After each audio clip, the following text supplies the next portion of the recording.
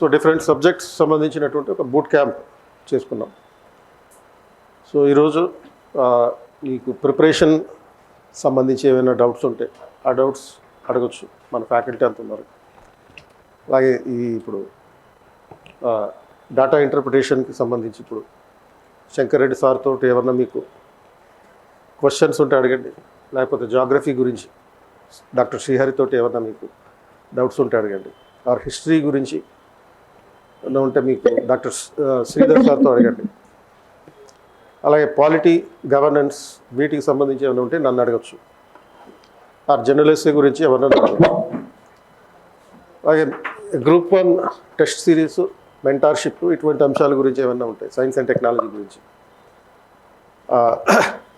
Doctor Bhavani శంకర్ని అడగచ్చు. So subject వైజ్గా మీకు ఏమైనా క్లారిఫికేషన్స్ కావాలంటే, అంటే ప్రిపరేషన్ స్ట్రాటజీ మీద ఏమైనా క్లారిఫికేషన్ కావాలంటే, అంటే చాలామంది మీలో సీనియర్స్ ఉన్నారు, ఆల్రెడీ పాత గ్రూప్ 2, 2 గ్రూప్ 1 ప్రిలిమ్స్ రాసినటువంటి వాళ్ళు ఉన్నారు. సో మీ నెక్స్ట్ ప్రణాళిక ఏం చేయాలి? సో ఏదైనా ఒక స్పెసిఫిక్ సబ్జెక్ట్కి ట్రైనింగ్ తీసుకోవాలా, లేకపోతే టెస్ట్ సిరీస్ మీద ఫోకస్ చేయాలా? ఎందుకంటే ఈ సీనియర్స్ ఎవరైతే ఉన్నారో వాళ్ళు ఆల్రెడీ సబ్జెక్ట్ చదివి ఉన్నారు కాబట్టి టెస్ట్ సిరీస్ తర్వాత మెంటార్షిప్ ఇటువంటి అయితే బెస్ట్. సో ఏదైనా లేకపోతే ఏదైతే సబ్జెక్ట్లో పర్టికులర్గా ఏదైనా వీక్ ఉన్నట్టుగా అనిపిస్తే ఆ సబ్జెక్ట్కి సంబంధించినటువంటి ట్రైనింగ్ తీసుకోవడం మంచిది. సో మీకున్నటువంటి మిగిలిన టైంలో, ఇప్పుడున్నటువంటి టైంలో కంప్లీట్ ఫోకస్ అంతా కూడా రివిజన్ మీద, అండ్ అంటే ఆల్రెడీ ఒకసారి సబ్జెక్ట్ చదివి ఉన్నారు కాబట్టి రివిజన్ మీద ఉండాలి. ఆ తర్వాత ప్రాక్టీస్ మీద ఉండాలి.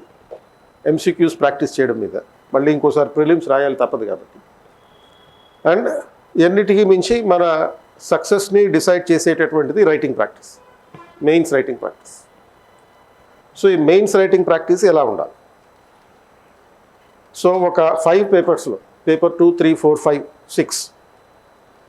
సో ఈ 5 పేపర్స్లో మనకి ఒక్కొక్క పేపర్కి 15 క్వశ్చన్లు ఆన్సర్ రాయాలి. ఆ 3 అవర్స్లో ఆ 15 క్వశ్చన్లకి ఎలా ఆన్సర్ రాయాలి? అదే డేటా ఇంటర్ప్రిటేషన్ ఉందంటే ఒక్కొక్క క్వశ్చన్ 2 మార్కులకు ఉంటుంది. అండ్ ఈ డేటా ఇంటర్ప్రిటేషన్లో 50-50కి తెచ్చుకోవచ్చు.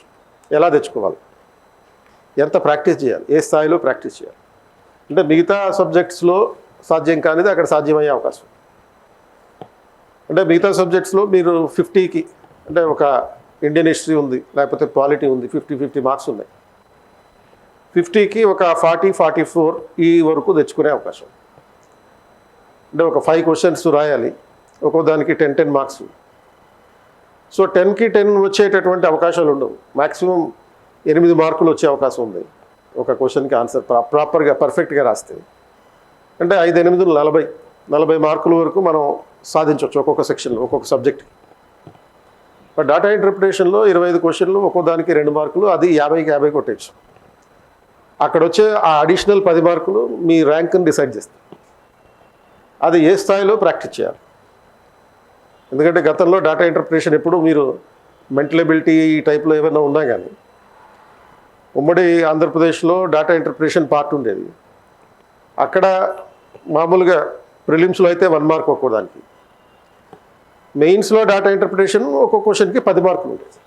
బట్ ఇప్పుడు టీఎస్పీఎస్సీలో క్వశ్చన్కి ఒకటి 2 మార్కులు పెట్టాడు. దానికి ఆల్మోస్ట్ మీకు ఫుల్ మార్క్స్ తెచ్చుకునే అవకాశం ఉంటుంది. సో దానికి ఏ స్థాయిలో ప్రాక్టీస్ చేయాలి? సో ఇటువంటి అంశాలన్నిటి మీద మీకేమైనా డౌట్స్ ఉంటే ఆ డౌట్స్ క్లారిఫై చేసుకోవచ్చు.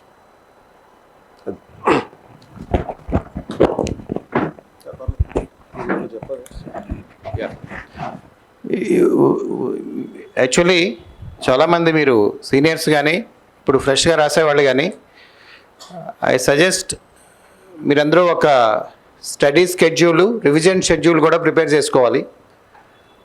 వి keep telling this, I have been telling this, KP sir, Bhavani garu వీళ్ళందరూ చెప్తున్నారు మీకు.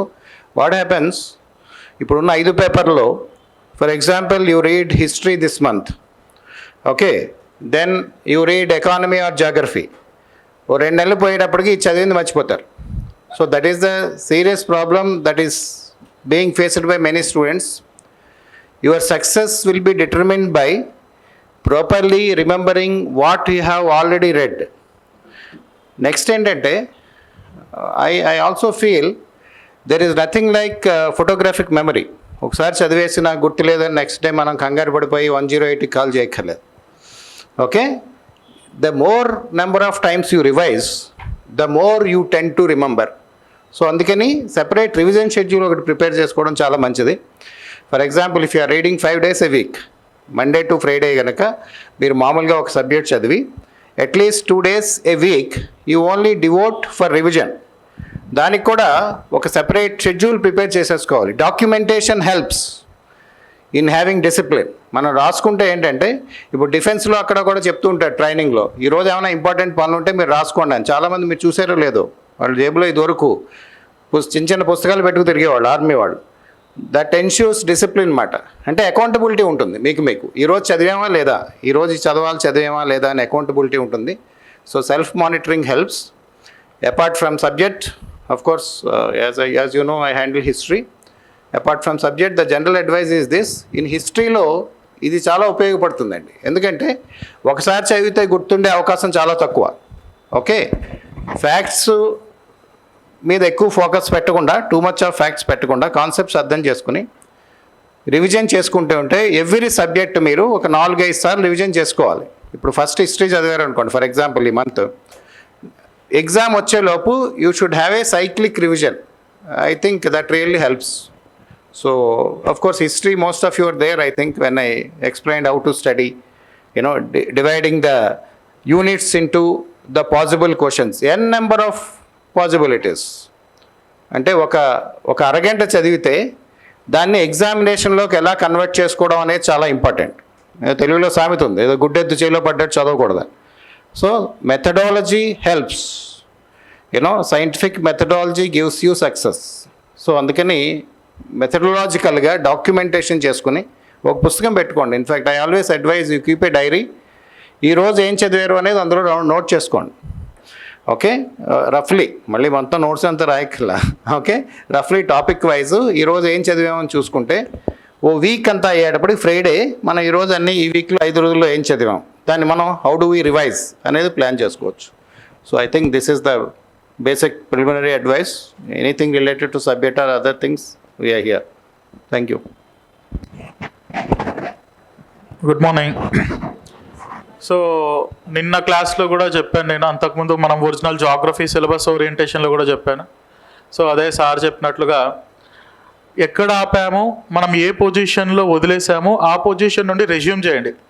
Never feel that you are freshers. నేను మళ్ళీ మొదలుపెట్టు, మళ్ళీ కాన్స్టిట్యూషన్ మేకింగ్ నుంచి మళ్ళీ జాగ్రఫీ అంటే ఏంటి ఇవి చదవాల్సిన అవసరం లేదు. అండ్ ఖచ్చితంగా మీకు ఒక బుక్ ఉండాల్సిందే, ఒక డైరీ, అది కూడా కొంచెం చూడముచ్చటగా ఉండే మంచి డైరీ ఒకటి తీసుకొని దానిలో మీ day wise plan, weekly plan వేసుకోండి. నా సజెషన్ అయితే వీక్లీ ఆర్ 4 daysకి ఒకసారి వేసుకోండి, రియలిస్టిక్గా ఉంటుంది. పంచవర్ష ప్రణాళికలు పెట్టుకోకూడదు. సో ఒక 4 రోజులకి టార్గెట్ ఇది. 4 రోజుల టార్గెట్ అంటే కేవలం ఒక సబ్జెక్ట్ తీసుకొని దానిలో ఒక టాపిక్కే ప్రిపేర్ అవ్వాలని కాదు. సిలబస్ ఒక సబ్జెక్ట్ అంతా వారం లోపల అయిపోవాలి. ఎప్పుడైపోతుంది అంటే మీరు కాన్ఫిడెంట్గా ఉన్నారని మిమ్మల్ని మీరు నమ్మితే అయిపోతుంది. వారంలో కంప్లీట్ చేయగలుగుతానా అనే ఆదిలోనే హంసపాదంలాగా ముందే నేను కంప్లీట్ చేయలేనన్న భావనలో మీరు వెళ్తే చాలా కష్టం. సో కాబట్టి మీరు ఒక వారం రోజుల్లో ఈ సబ్జెక్ట్ అయిపోవాలి. ప్యారలల్గా 2 సబ్జెక్ట్స్ వారం లేదా 10 రోజుల్లో 2 కోర్ సబ్జెక్ట్స్ అయిపోతున్నాయి. ఇమీడియట్గా టెస్ట్ రాస్తున్నా, లేదా యూనిట్ అయిపోతున్నాయి టెస్ట్ రాస్తున్నా, అలా టెస్ట్లకు ప్లాన్ చేసుకోండి. సో అలా చేస్తే నాకు తెలిసి ఒక 2.5-3 నెలల్లో అయిపోతుంది. సో మీరు 2.5-3 నెలల్లో మీకు కంప్లీట్ కాన్ఫిడెన్స్ వచ్చేస్తుంది. అది చేయాల్సి ఉంటుంది. ఇక జాగ్రఫీ విషయానికి వస్తే ప్రిపరేషన్ విధానంలో ప్రిలిమ్స్కి మెయిన్స్కి తేడాలు ఉన్నాయి. సో జాగ్రఫీ ప్రిలిమ్స్కి చదవాలి అన్నప్పుడు ఫర్ ఇన్స్టెన్స్ హిమాలయాస్ చదువుతుంటే what are the high peaks of the Himalayas, హిమాలయాలు ఎప్పుడు ఏర్పడ్డాయి, హిమాలయాలు ఎన్ని విభాగాలుగా విభజించవచ్చు, ఇలా చదువుకుంటారు. లేదా నదుల గురించి చదువుతున్నప్పుడు if you are reading the drainage system, Ganga నదికి ఉన్నటువంటి కుడివైపు ఉపనదులు ఏంటి, ఎడమవైపు ఉపనదులు ఏంటి, ఇలా చదువుతారు. ఇవి ఏవి కూడా మెయిన్స్లో మీకు ఉపయోగపడవు. మెయిన్స్లో గోదావరి యొక్క కుడివైపు ఉపనదులను చర్చించండి అని క్వశ్చన్ రాదు. సో కాబట్టి మీకు అక్కడ మంజీరా గుర్తున్నా లేకపోయినా మూసి కృష్ణాకు ఉపనదా గోదావరికి ఉపనదా అన్న అనుమానం వచ్చినా నష్టం లేదు, ఎందుకంటే మెయిన్స్లో ఇవి ఉండవు. మరి మెయిన్స్లో ఏముంటాయి? నదుల అనుసంధానం వల్ల తలెత్తే పర్యావరణ సమస్యలు ఏంటి అని ఉంటాయి, నదుల అనుసంధానం వలన ఆర్థిక సమస్యలు ఏమి ఉన్నాయని అంటారు. ఇటీవల కేన్ బెత్వా లింక్ కెనాల్ సంబంధించి పెన్నా టైగర్ రిజర్వ్ అన్నది దాదాపు 100 స్క్వేర్ కిలోమీటర్స్ మునిగిపోతూ ఉంది. సో సస్టైనబిలిటీ వర్సెస్ ఎన్విరాన్మెంట్ ఈ కంటెక్స్ట్లో ఉంటాయి. మీకు అక్కడ కేన్ బెత్వా అన్నది ఏ నదికి ఉపనది అని గుర్తుండాల్సిన అవసరం కూడా లేదు. సో మనకు as use to always says భారతదేశానికి స్వాతంత్రం ఎప్పుడు వచ్చింది అంటే అందరికీ తెలుసు 1947 ఆగస్టు 15 అని. మీరు మెయిన్స్ రాస్తున్నప్పుడు భారతదేశానికి స్వాతంత్రం 1947 ఆగస్టు 15వ తారీఖు వచ్చిందని రాయాల్సిన అవసరం కూడా ఉండదు. 1940లో భారతదేశానికి స్వాతంత్రం వచ్చినా తప్పు కాదు. సో మీ సబ్స్టాన్షియేషన్ వరకు ఉంటే సరిపోతుంది, అంటే మీరు చెప్పే వాదన కరెక్టే అని ప్రూవ్ చేసుకునేంత వరకు డేటా ఉంటే సరిపోతుంది. ఫ్యాక్ట్స్ అన్ని తీసుకెళ్ళి అక్కడ డంప్ చేస్తే చాలా కష్టం అవుతుంది. సో కాబట్టి the way of understanding the concept for the sake of preliminary examination is all together different from the mains examination. In case of mains examination pick the topic. Mains చదువుతున్నప్పుడు ఒక థీమ్ని అర్థం చేసుకోండి, ఆ థీమ్లో వచ్చే ప్లస్ మైనస్ కంక్లూజన్ ప్రతి ఒక్క దానికి ఇలా మీరు ప్రిపేర్ అవుతూ ఉండాలి. And you don't worry about the resources and all, as I have told you. ఈ క్వశ్చన్ అండ్ ఆన్సర్స్ ఇవన్నీ కూడా మనము ప్రిలిమ్స్ చెప్తూ ఉన్నప్పుడు ఇది ఎక్స్క్లూజివ్ ప్రిలిమ్స్, ఇది ఎక్స్క్లూజివ్ మెయిన్స్ అని మీకు చెబుతూ మనం ఇవన్నీ హ్యాండిల్ చేస్తాం, కాబట్టి పెద్దగా ఇబ్బంది ఉండదు. ఇది జాగ్రఫీకి అయితే ఈ విధానాన్ని మీరు ఫాలో అవ్వండి. అట్లాస్ పెట్టుకొని చదవాలా, ప్రతి ఒక్క ప్లేసెస్ చదవాలా అవసరం లేదు, మనం సర్వే చేయట్లేదు, అదొక రాంగ్ నోషన్. అట్లాస్ ఉంటేనే జాగ్రఫీ అర్థమవుతుంది, అదొక రాంగ్ నోషన్. అట్లాస్ పెట్టుకొని చూడడానికి మనం జియోలాజికల్ సర్వే ఏం చేయట్లేదు. అఫ్ కోర్స్ ఏదైనా నది ఒక చోట ఆవిర్భవిస్తుందంటే దాన్ని ఒకసారి చూస్తే బాగుంటుంది అన్న ఉద్దేశంతో చూస్తామే తప్ప not exactly true. And more over my suggestion obviously start with geography. Geography నుండి మొదలు పెట్టండి. అంటే నేను జాగ్రఫీ కాబట్టి జాగ్రఫీ నుండి మొదలు పెట్టమని చెప్పట్లేదు. Geography is mother of all sciences. Because మీరు ఏదైనా ఒక ఏదో చారిత్రక నేపథ్యం గురించి చదవాలి అన్నా ముందు ఆ జాగ్రఫీ గురించి చదవాలి కదా. అంటే ఇది చదవడం వల్ల మీకు ఏమవుతుందంటే మిగతా సబ్జెక్ట్స్ అర్థం చేసుకోవడం అనేది కొంచెం ఈజీ అవుతుంది. So that is my personal suggestion. You can go with geography. కొంచెం టెక్నికాలిటీస్ కూడా ఉంటాయి, జియో ఫిజిక్స్ కూడా ఇన్వాల్వ్ అయి ఉంటుంది, కాబట్టి మీరు అలా ప్లాన్ చేసుకోవడం అన్నది that is my suggestion. Anyhow మీరు మళ్ళీ ఈ సెషన్లో మీకు ఏదైనా డౌట్స్ ఉంటే కూడా అడగండి. This is my opinion based on your subject related doubts you can ask right now. Sir వాళ్ళు మాట్లాడిన తర్వాత యూ కెన్ ఆస్క్ నౌ. చెప్పండి. Hi dear students, మన part data interpretation and problem solving. ఏం లేదండి, మీరు ప్రాపర్గా ఒక 20 వరకు టేబుల్స్ మీరు నేర్చుకొని ప్రాక్టీస్ చేయగలిగి ఇక్కడికి వస్తే డామ్ షూర్ మీకు అష్యూరెన్స్ ఇవ్వగలను. At least 45, maximum 50 marks. ఇది శంకర్ రెడ్డి సార్ ఇచ్చే హామీ అన్నమాట, నో డౌట్ అది. కాకపోతే టేబుల్స్ 10 రూపీస్ ఉంటుంది టేబుల్ బుక్, నిజమండి. అదొక్కటి చేయండి, అదొకటి. తర్వాత ఆల్ఫాబెట్ సెట్, దాని మనకి 26 లెటర్స్ ఉంటాయి. అట్లీస్ట్ ఫార్వర్డ్ ఆర్డర్లో వాటి పొజిషన్స్ ఒక్కటి. ఎల్కేజీ అబ్బాయి కూడా రాస్తాడు A నుంచి Z వరకు రాయమంటాడు. కాకపోతే వాటి పొజిషన్స్ ఐడెంటిఫై చేయగలుగుతాయి. అవి ఆ రెండు ఒకటి ప్రాక్టీస్ చేసుకొని రండి క్లాస్కి. మిమ్మల్ని 50కి 50 మ్యాక్సిమం రీచ్ చేయించే బాధ్యత నేను తీసుకుంటాను. ఇంకా అంతా చెప్పి సార్ వాళ్ళంతా చెప్పారు గైడెన్స్ ఎలా చదవాలి, ఏం చదవాలి, ఏంటి అనేది. నాకైతే నా సబ్జెక్ట్ మీద కాన్ఫిడెన్స్ ఉంది. ఆల్రెడీ ఈ పేపర్లో చాలా క్రియేట్ చేసాం 2008 నుంచి. గ్రూప్ 1 మెయిన్స్లో ఎవరికి ఏ పేపర్లో 140 దాటి ఉండవు 150కి. కాకపోతే శంకరెడ్డి సార్ స్టూడెంట్స్ దాన్ని క్రాస్ చేశారు. 140 పైన తెచ్చుకున్న వాళ్ళు దాదాపు ఒక 30 మెంబర్స్ ఉంటారు. అప్పుడు 2000 నుంచి 2012 వరకు. తర్వాత వెయిటేజ్ ఆఫ్ మార్క్స్ చేంజ్ చేయడం జరిగింది. చేంజ్ చేసినా కూడా మన టార్గెట్ 50, నో డౌట్. కాకపోతే ఆ కొన్ని నేను చెప్పినవి కొన్ని రేపు మీ పిల్లలకు కూడా ఉపయోగపడతాయి కదా. టేబుల్స్ నేర్చుకుంటే చెప్పొచ్చు. వాళ్ళు కూడా అంటారు, అందుకే మమ్మీ నీకు జాబ్ వచ్చింది అంటారు, లేదా డాడీ జాబ్ వచ్చింది అంటారు. అవి లేదనుకోండి ఆర్డీఓ కాస్త ఏవో అవుతారు. ఇంకొక హాఫ్ మార్క్ పోయింది దానికి ఏది రాదు. సరే, మన సబ్జెక్ట్ అనేది ఇప్పుడు చెప్పుకున్నా కూడా ఇది కాదు. మనం స్లోగా నెమ్మదిగా బైలింగ్వల్లో నాన్ మ్యాథ్స్ అనే ఉద్దేశం లేకుండా, ఫార్ములా బేస్డ్ కాకుండా అప్లికేషన్ ఓరియంటేషన్లో చాలా నీట్గా చెప్పుకోవడానికి ప్రయత్నం చేద్దాం. బోరింగ్గా ఫీల్ అవ్వాల్సిన అవసరం కూడా లేదు. మన సబ్జెక్ట్ అంతా నీట్గా వస్తుంది. కాబట్టి 50-50 టార్గెట్. కాబట్టి మీరు రెడీ రండి. అది ఎలానో ప్రిలిమ్స్లో కూడా క్వశ్చన్ కూడా మిస్ కాదు. లాస్ట్ టైం జస్ట్ డీల్ చేసి పంపించాం. ఏ ఇన్స్టిట్యూట్ వాళ్ళు కూడా 20 క్రాస్ చేయదు, 20 వరకు కూడా రాలేదు. మన 21st సెంచరీ స్టూడెంట్స్ అందరూ 23కి 23 వచ్చేసినాయి. ఒక్క క్వశ్చన్ కూడా మిస్ అవ్వలేదు. సో ఆ వేలో ఉంటుంది, గైడెన్స్ ఉంటుంది, ఫ్రెండ్లీగా ఉంటుంది. కాబట్టి దాన్ని మీరు సద్వినియోగపరచుకోండి. కాకపోతే ఆ 2 ఒకటి చేయండి. ఏంటంటే అవి అంతకంటే నేనేం చేయలేదు. నేను బోర్డు మీద రాయాలంటే బాగుండదు, మంచిగా ఉండదు. టేబుల్స్ నేర్పియడం అంటే ఎవరన్నా చూస్తే కూడా మరి బ్యాడ్గా ఉంటుంది. 2 1 2 2 2 4 బాగుంటుంది. కాబట్టి అది ఒక్కటి చేసి రండి.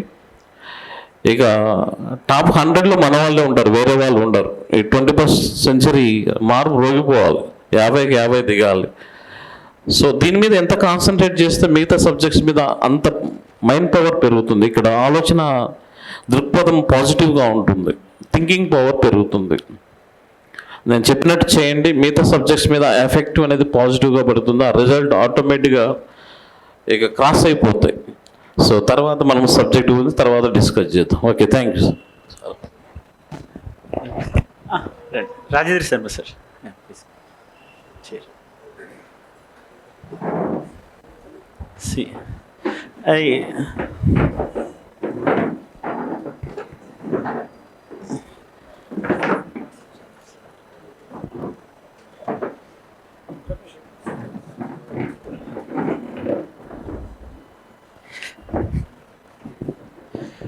అంటే టాప్ 100 అంటే చాలా హట్ అయ్యింది సార్. యాక్చువల్లీ మొత్తం 500 600 మనమే తెచ్చుకుందాం సార్. అంటే కేపీ సార్ మిషన్ 500 రెస్పాన్సిబిలిటీ తీసుకున్నప్పుడు మన క్లాస్ రూమ్ కోచింగ్తో పాటు మెంటర్షిప్ టెస్ట్ సిరీస్ కూడా ఇంటిగ్రేట్ చేశాం. So sir next generation leader తయారు చేస్తూ వచ్చారు. సార్కున్న విజన్ ఏంటి? ప్రతి రాష్ట్రంలో, ప్రతి దేశంలో, ప్రతి జిల్లాలో తన విద్యార్థి ఒక ఐఏఎస్ ఐపీఎస్ ఆఫీసర్గా ఉండాలని లక్ష్యం. సో మనం ఇప్పుడే పాన్ ఇండియా కూడా విస్తరించాం. అయితే సార్ అనుకున్న కళ నెరవేరాలంటే ఇంట గెలిచి రచ్చ గెలవాలి. టీఎస్పీఎస్సీ స్టార్ట్ అయినప్పటి నుంచి మిషన్ 500 అని స్టార్ట్ చేసినాం. మిగతా వాటిల్లో మిషన్ 30 ఏపీపీఎస్సీ గ్రూప్ 1 అయిపోయింది. అండ్ ఇప్పుడు మిషన్ 100 అని స్టార్ట్ చేసాం. అప్పుడు అది యూపీఎస్సీకి అవుతుంది, మన టీఎస్పీఎస్సీ అవుతూనే ఉంది. నాకు మిషన్ 500 అనే టార్గెట్ సార్ లాంచ్ చేసిన దానికి అంటే 503 పోస్టులు ఉన్నాయి, ఇప్పుడు ఇంకా పెరుగుతున్నాయి. ఇప్పుడు దాన్ని మిషన్ 600 700 చేసి మిషన్ 500 600 చేసి, సో ఇది మాకు డబ్బు మీద అత్యాశ లేదు, కానీ ఈ విషయంలో మాత్రం చాలా ఎక్కువ అత్యాశ ఉంది. అంటే ఇది కేజీఎఫ్ లెవెల్లో ఉంది. అంటే మొత్తం బంగారాన్ని కొట్టాలి అన్న ఫీలింగ్ ఎట్లుందో, మొత్తం ర్యాంకులు కొట్టాలన్నంత కసి ఉంది. అది మీకు తెలిసే ఉంటుంది, మన ప్రోగ్రామ్స్ లాంచ్ చేసినప్పుడు ప్రతి ఒక్కటి మైక్రోలో డీకోడ్ చేసి. అంటే ఇప్పుడు మీకు one and only simple aspect that recent ఇన్స్టాన్సెస్లో అండ్ ఎక్స్పీరియన్స్తో మనకు వచ్చిన అవగాహనతో నేనేం చెప్పగలుగుతానంటే, మన స్టూడెంట్స్కి ఎగ్జామ్స్ రాసిన తర్వాత మెంటర్స్ ఎప్పుడు అవైలబుల్ ఉంటారో అని తెలియకపోవడం కానీ, అండ్ కొన్నిసార్లు ఎవాల్యుయేషన్స్ చేసిన షీట్ని తీసుకున్న తర్వాత మెంటర్తో కలిసి ఇంటరాక్ట్ అవ్వడానికి కానీ కొంత కోఆర్డినేషన్ ప్రాబ్లమ్స్ నేను ఫైండ్ అవుట్ చేశాను లాస్ట్ టైం. ఓకే, ఈసారి దానికి ఒక సొల్యూషన్ తీసుకొచ్చాము. Every Saturday will be a mentorship day.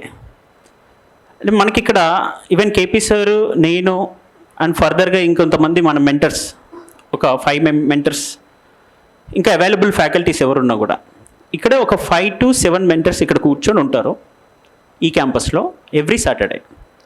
So morning 9 to 5 మన స్టూడెంట్స్ ఎవరైతే టెస్టులు రాస్తారో Wednesday and Sunday, or classroom coaching తీసుకున్న స్టూడెంట్స్కి ఆ పర్టికులర్ సబ్జెక్ట్ కాంపోనెంట్ అయిన తర్వాత సండేస్ టెస్ట్ పెడతాము. ఆ ప్రిలిమ్స్ నుంచి ఒక 50 MCQs, ఒక 2-3 మెయిన్స్ క్వశ్చన్స్ పెడుతుంటప్పుడు ఆ టాపిక్స్ నుంచి వాళ్ళు ఆన్సర్స్ రాసే కూడా ఎవాల్యుయేట్ చేయించుకోవాలనుకుంటే మార్నింగ్ 9 to 5 ఇక్కడ మెంటర్స్ మీ దగ్గర కూర్చొని ఉంటారు. ఇక్కడ క్యాబిన్స్లో ఉన్నప్పుడు ఏ మెంటర్ దగ్గరికైనా మీరు వెళ్ళొచ్చు. ఆ క్యాబిన్లు ఖాళీ అవ్వగానే మీరు ఫస్ట్ కమ్ ఫస్ట్ సర్వ్ బేసిస్లో వచ్చేసి ఫస్ట్ కూర్చొని మెంటర్తో మీరు రాసిన ఆన్సర్స్ ఎవాల్యుయేట్ చేయించుకొని వెళ్ళొచ్చు. ఓకే, ఇది మీరు ఎవాల్యుయేట్ చేసి మీకు ఇచ్చేసిన కాపీ ఏదైతే ఉంటుందో ఒకవేళ ఎవాల్యుయేట్ చేసి ఆ కాపీ రిలేటెడ్ ఏమైనా డౌట్స్ ఉన్నా కూడా వచ్చి సాటర్డేస్ కలవచ్చు. ఓకే, రెండోది వెడ్నెస్డే టెస్ట్ రాయలేదు అనుకోండి, అది సండే రాసుకోవచ్చు. వెడ్నెస్డే రాయలేకపోతే ఎవరైతే ఎంప్లాయీస్ ఉంటారో వాళ్ళు ఆఫ్లైనే రాయాలి అనే ఇంటెన్షన్ కూడా ఉంటుంది. ఆ ఇంటెన్సిటీ బాగుంటుంది వాళ్ళకి, ఎగ్జామ్ ఎన్విరాన్మెంట్లో రాసాము అని కావాలి కాబట్టి. ఇంకొకటి వెడ్నెస్డే సండే 2 బర్డెన్ అవుతాయి అనుకుంటే కొంచెం నోటిఫికేషన్కి కొంచెం మెయిన్స్కి టైం పడుతుంది అనుకుంటే అవి టెస్ట్ని వాళ్ళు స్లోగా రాసుకోవచ్చు. ఒక వీక్లీ 2 టెస్ట్ రాయలేమంటే 1 టెస్ట్ రాసుకుంటారండి. ఓకే, బట్ క్వశ్చన్ పేపర్ మీరు చూసుకోకుండా ఉంటే మంచిది, అది మీ సెల్ఫ్ రెస్పాన్సిబిలిటీ, అదొకటి చేయండి. బట్ అంటే మీకు ప్రతి ఒక్కరికి ఆన్సర్ రైటింగ్ అప్రోచ్కి సంబంధించిన నాలెడ్జ్ కోఆర్డినేషన్ ప్రాబ్లం లేకుండా అందించాలి అనే లక్ష్యం ఇందులో ఉంది. Saturday is a mentorship day and మీరు వెడ్నెస్డే సండే టెస్ట్ ఉంటాయి. వెడ్నెస్డే రోజు మార్నింగ్ 9 to 11:30 మనకి ప్రిలిమ్స్ ఉంటుంది. సబ్జెక్ట్ కరెక్షన్స్ ఉంటాయి, అప్పుడప్పుడు మన క్లాసెస్ని బట్టి కొంచెం టైమింగ్స్ ఏమైనా ఉంటే చేంజ్ చేస్తుంటాం. అండ్ 11:30 తర్వాత ఒక 1/2 hour బ్రేక్ తీసుకొని ఒక ఎస్ఏ ఇస్తాము, 1 hour ఎస్ఏ రాయాలి. తర్వాత 2 to 5 మెయిన్స్ ఎగ్జామ్ ఉంటుంది, 15 questions ఫుల్ లెంత్ టెస్ట్ ఉంటుంది. ఇది వెడ్నెస్డే సండే మనం కండక్ట్ చేయబోతున్న టెస్ట్. ఇది ఎవరికి? వెటరన్స్కి. ఇంకా మనకి ఫ్రెషర్స్ ఎవరైతే ఉంటారో వాళ్ళకి ఆ వీక్కి సంబంధించిన టాపిక్స్ అయిపోయిన తర్వాత దాన్ని సండే రోజు మనం ఎగ్జామ్ కండక్ట్ చేయడం జరుగుతుంటుంది, ఆ టాపిక్ రిలేటెడ్ క్వశ్చన్స్ ఇచ్చి. ఓకే, వీళ్ళందరికీ కంబైన్డ్గా సాటర్డే మెంటర్షిప్ డే ఉంటుంది. ఇది బ్రీఫ్గా మనం చెప్పదలుచుకుంది. ఇంకా స్ట్రాటజీ రిలేటెడ్ది నేను సెషన్స్లో చెప్పిన దానిలో అందరూ చెప్తూనే ఉన్నారు ఫ్యాకల్టీస్. సిలబస్ టాపిక్ ఒకటి తీసుకుంటే మనం ఆ సిలబస్ టాపిక్ని డీకోడ్ చేసుకోగలిగితే దానిలో ఉన్న మేజర్ థీమ్స్ ఏమున్నాయని ఐడెంటిఫై చేసుకుంటే పీవైక్యూస్ తోటి, ప్రిలిమ్స్ అండ్ మెయిన్స్తో, అంటే ఓవరాల్గా ఒక 6 పేపర్స్ ఉన్నాయి. ఎస్ఏ పక్కన పెడితే 5 పేపర్స్, ఒక్కొక్క పేపర్లో 15 units, టోటల్ 75 units. ఒక్కొక్క యూనిట్కి సంబంధించి మైక్రో లెవెల్లో డివైడ్ చేస్తే 5 topics వస్తాయి అనుకుందాం. ఆ 5 topicsని మనం డివైడ్ చేసి ఇచ్చాము ఒక షెడ్యూల్లో, నిరంతర సాధన అన్న దాంట్లో. ఆ 5 topicsలో ఒక్కొక్క టాపిక్ నుంచి థీమాటిక్గా ఒక 5 to 10 questions మనం తీసుకోవచ్చు. ఆ 5 to 10 ప్రాబబుల్ క్వశ్చన్స్ని మనం ఒక టేబులర్ చార్ట్లో కీవర్డ్స్ తోటి విత్ ఎగ్జాంపుల్స్ కనుక చేసి పెట్టుకోగలిగితే ఒక పేజ్లో మనకి ఒక 4 to 5 topics ఒక పేపర్ ఫ్రంట్ అండ్ బ్యాక్ సైడ్లో 4 to 5 topics కవర్ అవుతాయి. ఒక్కొక్క టాపిక్కి సంబంధించి ఒక 30 to 40 కీవర్డ్స్ లాగా, ఎగ్జాంపుల్స్ లాగా మన బ్రెయిన్లో గుర్తుంటాయి. అంతే, మనకి ఎగ్జామ్ హాల్లో మొత్తం 40 pages పేపర్ని నింపాలి అంటే 3 hours టైంలో మనకి స్పీడ్గా స్పాంటేనియస్గా రీకాల్ చేసుకోగలగాలి, రిటెన్షన్ చేసుకోగలగాలి, దాన్ని రీప్రొడ్యూస్ చేయగలగాలి. సో ఆ రిటెన్షన్ కెపాసిటీ పెంచుకోవాలన్నా, రీకాల్ చేయాలన్నా మన దగ్గర యాక్ట్స్ని షార్పెన్ చేసుకునే మెథడాలజీ ఒకటి ఉండాలి. అంటే మనం డైరెక్ట్గా వెళ్ళి ఎగ్జామ్ రాసేదానికన్నా ఎగ్జామ్ రాయడానికి ముందు మనము ఎంత కసరత్తు చేసామనే దాని మీద ఆధారపడి ఉంటుంది కదా ఆ నోట్ మేకింగ్. మనం ఇప్పుడు ఒక్కొక్క బుక్కి సంబంధించి 500 pages మొత్తం ఒక్కొక్క సెక్షన్కి సంబంధించి అలా బుక్స్ అన్ని చదువుకుంటూ వెళ్తే ప్రాక్టికల్గా అవ్వదు. మరి నోట్స్ మేకింగ్ కూడా స్మార్ట్గా చేయాలి. నోట్స్ మేకింగ్ చేయాలంటే సిలబస్ని మైక్రో లెవెల్లో డీకోడ్ చేస్తూ రావాలి. మైక్రో లెవెల్లో ఒక్కొక్క టాపిక్ని డీకోడ్ చేసిన తర్వాత దాని పీవైక్యూస్ తీసుకోవాలి. పీవైక్యూస్ నుంచి థీమ్స్ అన్ని ఐడెంటిఫై చేయాలి. ఐడెంటిఫై చేసిన తర్వాత ఒక్కొక్క థీమ్కి సంబంధించి ఒక 30 keywords పెట్టుకోవాలి. అలా ఓవరాల్గా మనకి 75 unitsలో ఒక యూనిట్కి సంబంధించి 5 topics, ఆ ఒక్కొక్క టాపిక్ మీద 30 keywords. అంటే ఇలా మనం తయారు చేసుకోగలిగితే 3500 to 4000 keywords కనుక మనం తయారు చేసుకుంటే ఒక పేపర్ మనకి 5 questionsని కవర్ చేసి 5 topicsని కవర్ చేస్తుంది, అంటే ఒక యూనిట్ కవర్ చేస్తుంది. అంటే 75 papersలో మొత్తం వస్తుంది. 75 papersలో మనం 750 marks పెట్టుకోవచ్చు. ఈ 750 marks మనకి కంటెంట్ ఎన్రిచ్మెంట్గా హెల్ప్ అవుతుంది ఎస్ఎస్కి.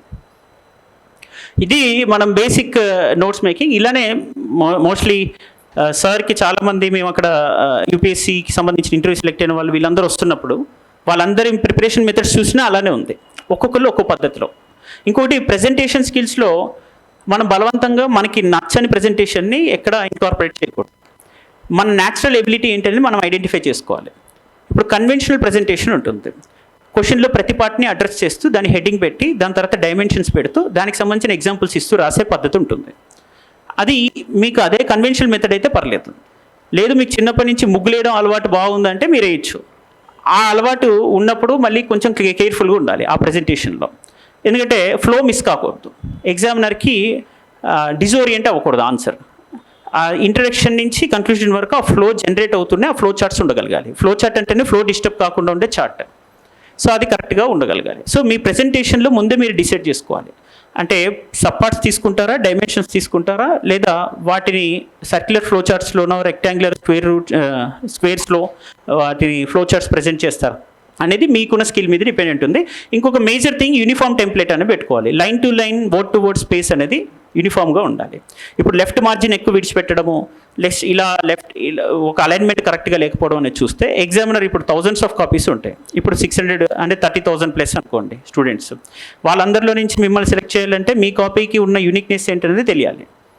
సో అంటే 1:50 అనుకోండి. మిగతా 49 మందిని పక్కన పెట్టి మిమ్మల్ని ఎందుకు తీయాలి అంటే నాకు ప్లెజెంట్గా ఉండాలి పేపర్. న్యాచురల్గా అది ఫస్ట్ ఇంప్రెషన్ ఇస్తుంది. అది కూడా చాలా ఇంపార్టెంట్. అప్పుడు మీకు రైటింగ్ లెజిబిలిటీ పెరగాలంటే అక్షరాల సైజు పెంచడం, పదానికి మధ్య ఒక యూనిఫామ్ ఉండాలి. ఒక పదానికి ఎక్కువ గ్యాప్ తక్కువ గ్యాప్ కాకుండా ఒక యూనిఫామిటీ మెయింటైన్ చేయగలగాలి. అండ్ బోర్డర్ అలైన్మెంట్ యూనిఫామిటీ ఉండాలి. లైన్ టు లైన్ స్పేస్లో యూనిఫామిటీ ఉండాలి. అప్పుడు మనకి లెజిబిలిటీ అనేది కనిపిస్తుంది. రైటింగ్ ఆటోమేటిక్గా నార్మల్ రైటింగ్ కూడా ఇంకొంచెం నీట్గా కనిపిస్తుంది అక్కడ. అల్టిమేట్గా ఎగ్జామినర్ చూసేది మన పేపర్, ఇంకేదే ఉండదు.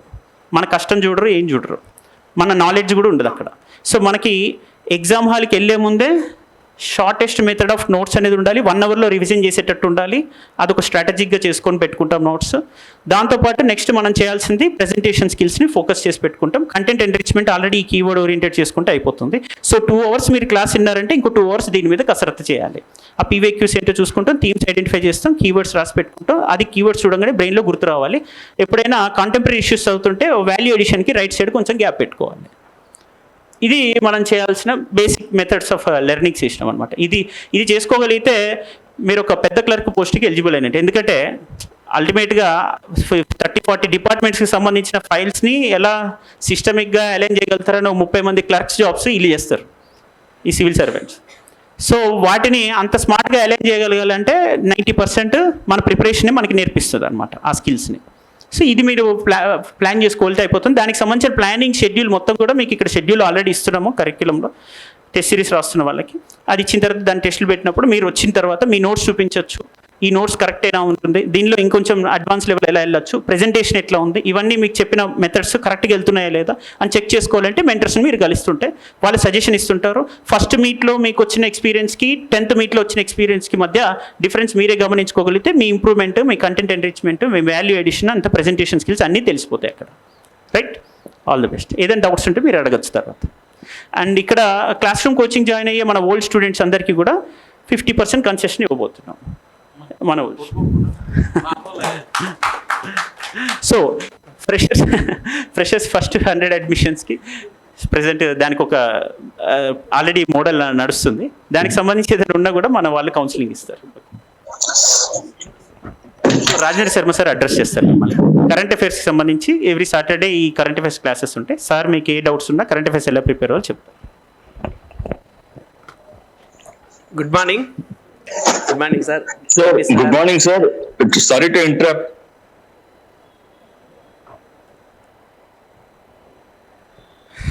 సో మ్యాక్సిమం లాస్ట్ 2 సార్లు రాసినాం ఇప్పటికే గ్రూప్ 1 ప్రిలిమ్స్. లాస్ట్ ప్రిలిమ్స్ రాయడం అనేది చివరిసారి కావాలి, ఇంకా అది కోరుకుంటున్నాను నేను ఫస్ట్. ఇంకా సెకండ్ పాయింట్ ఏంటనంటే ప్రతి ఒక్కరు కంపల్సరీగా మీరు వినాల్సిన క్లాసులు అయితే కరెంట్ అఫైర్స్. ఎందుకంటే అదే ఉద్యమ చరిత్ర ఉంటుంది, మళ్ళీ కూడా సేమ్ అవే టాపిక్స్ ఉంటాయి. అండ్ మారినవి ఏమైనా ఉంటే అవి మనం కవర్ చేస్తాం. కానీ ఈ గత 1 or 2 yearsగా డిస్టర్బ్ అయినారు కాబట్టి 100% మళ్ళీ మీరు ఈసారి కోచింగ్ సపోర్ట్ తోటే సక్సెస్ కాగలుగుతారు. అది okay, you have to believe that. So ఎందుకనంటే ఎగ్జామినేషన్ ట్రెండ్స్ కానీ ఎగ్జామినేషన్లో చేంజెస్ కానీ వచ్చినా కూడా ఇక్కడ పర్ఫెక్ట్గా మీకు అందించగలుగుతాం. As well as mentorship programme. And గత కొద్ది సంవత్సరాలుగా సక్సెస్ఫుల్గా ఈ ప్రోగ్రామ్ రన్ చేస్తున్నారు కేపీ సార్ ఆధ్వర్యంలో. కాబట్టి 100% మీరు జాయిన్ కావడం వల్ల ప్రయోజనం పొందుతారు. అండ్ ఇంకా కరెంట్ అఫైర్స్ ఇష్యూస్ కొంచెం సేపు చెప్తాను నేను. మనకు మొదటి ఎగ్జామినేషన్ జరిగినప్పుడు ఫస్ట్ ప్రిలిమ్స్ అందులో కేవలం కరెంట్ అఫైర్సే ఫోకస్ చేశాడు అండ్ వేరే ఇష్యూస్ ఏం వెళ్ళలేదు అండ్ స్ట్రిక్ట్గా సిలబస్కు బాగా ఓరియంట్ అయ్యి ఇచ్చినాడు. సో ఇంటర్నేషనల్, నేషనల్, రీజనల్ అన్నాడు, అవే స్ట్రిక్ట్గా ఇచ్చాడు. వేరే అంటే ఎకానమీ కానీ స్పోర్ట్స్ కానీ పెద్దగా వెళ్ళలేదు. కానీ రెండవ గ్రూప్ 1 వచ్చేసరికి జీకేని కూడా టచ్ చేశాడు అనమాట. అంటే ఈవెంట్ వార్తలు లేకపోయినా like for example father of green revolution అడిగారు, మిజైల్ మ్యాన్ ఆఫ్ ఇండియా అని అడిగారు, అవి స్టాక్ జీకేలు. సో అంటే మొదటిసారి ఏమో కరెంట్ అఫైర్స్కి స్టిక్ అయినాడు, రెండోసారి జీకే కూడా వెళ్ళాడు. మరి ఈసారి 2 కాంబినేషన్లో మనకు వచ్చే అవకాశం ఉంది కాబట్టి మన దగ్గర నిర్వహించే క్లాసులలో ఈ 2 కోణాలు టచ్ చేస్తూ అండ్ రెండవది మీరు మిగతా పాలిటీ కావచ్చు, ఎకానమీ కావచ్చు, ఒక సబ్జెక్టుగా ఉంటుంది. కానీ కరెంట్ అఫైర్స్ అనేది చాలా ఇన్స్టిట్యూట్ కానీ చాలా మంది ఒక సబ్జెక్టుగా చెప్పారు. సో ఈరోజు క్లాస్ ఉందనుకోండి, మళ్ళీ నెక్స్ట్ ఎప్పుడూ ఉంటుంది, ఆయన ఆ 2 రోజుల ముందు చెప్తాడు. మన దగ్గర అట్లా కాదు, వీక్లీలో ఒక క్లాస్ ఉంటుంది, ఎక్కడ ఆపినామో మళ్ళీ అక్కడి నుంచే కంటిన్యూ అవుతుంది. అంతేగాని అక్కడ ఆపినాం కదా ఇంకా అది అయిపోయింది, మళ్ళీ ఇక్కడ ఈ 3 రోజుల్లో చెప్తా, నేను నిన్న చెప్తా, భారతరత్న వచ్చింది అద్వానికి ఇది చెప్తా, ఇది అన్నట్టు కాకుండా సో మనం ఎక్కడ ఆపినామో అక్కడి నుంచే కంటిన్యూషన్ అంటూ ఒక సబ్జెక్ట్ లాగా కరెంట్ అఫైర్స్ ఇక్కడ మేము అందిస్తాం. సో ఇది నేను చెప్పదలుచుకున్నా. ఇంకా కరెంట్ అఫైర్స్ సంబంధించి మీకు ఏమైనా డౌట్స్ ఉంటే so I will address that one.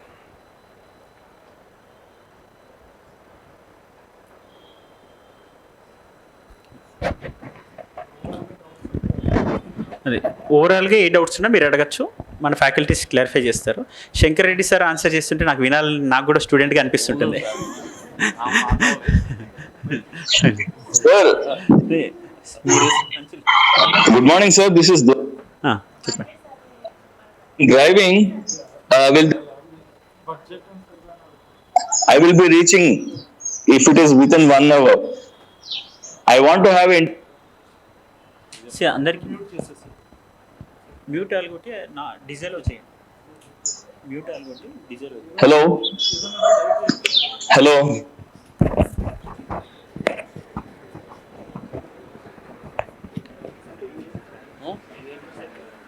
అదా 11:20 అంతే 11 10:30 సారీ 10:40 సార్ 11 దాటింది. 11 11 దాటింది. ఇప్పుడుగా సార్ మనం స్టార్ట్ అయింది కదా, మీరు రావడానికి 10 నిమిషాల ముందు అనుకోండి. అక్కడ క్యాంపస్ క్లాస్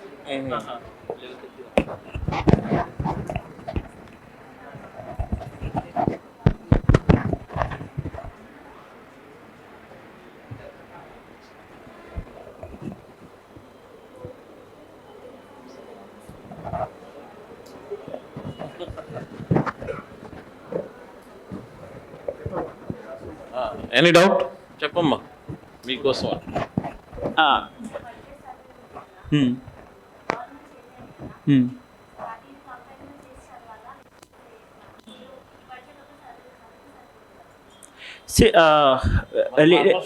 అదే తెలుసు మన టెస్ట్ సిరీస్. మనకి ఇప్పుడున్న బడ్జెట్ సర్వేనే డెఫినెట్లీ అప్డేటెడ్ ఇన్ఫర్మేషనే చదవాలి, దానికి హైయెస్ట్ ప్రియారిటీ ఇవ్వాలి. బట్ మనకి 90% నేను అజ్యూమ్ చేసుకున్న థీమ్స్లో మీకు సెట్ చేస్తున్న క్వశ్చన్స్లో నెక్స్ట్ ఒక క్వశ్చన్ మనకి కంపేర్ అండ్ కాంట్రాస్ట్ అనే అవకాశం ఉండొచ్చు.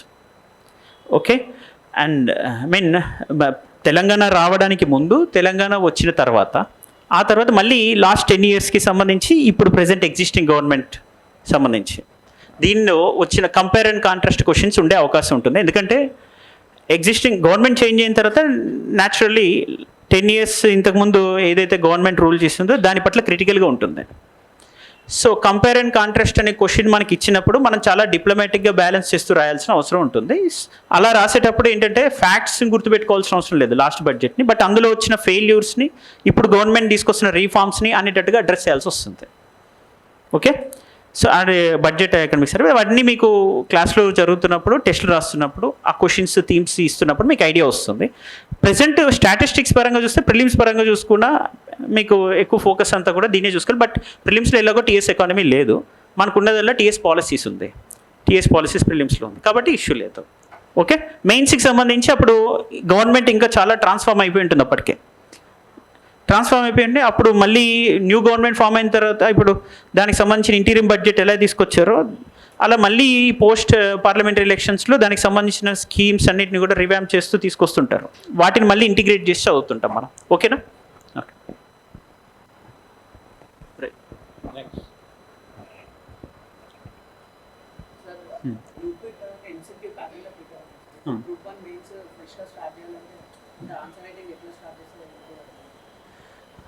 ఇప్పటి వరకు అసలు ఆన్సర్ రైటింగ్ పరిచయమే లేదు.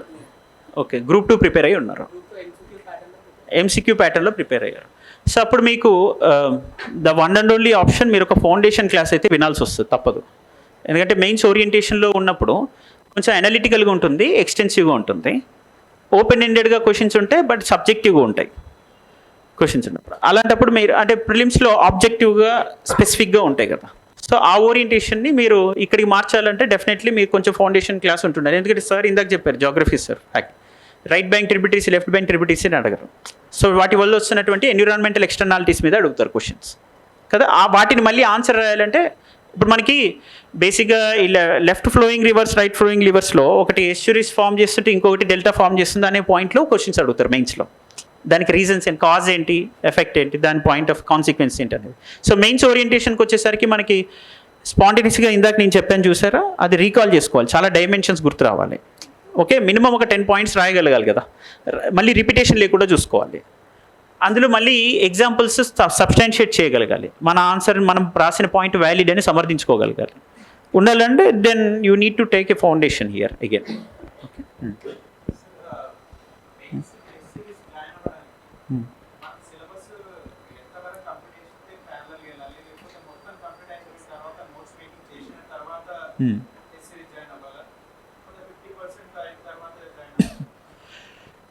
Test series is part of usual life only. మీరు మొత్తం సిలబస్ అయ్యే వరకు వెయిట్ చేస్తా అనేది కాదు. మీరు ఇప్పుడు క్లాస్ రూమ్ కోచింగ్ ఉన్నారు, నేను చెప్పాను ఇందాక.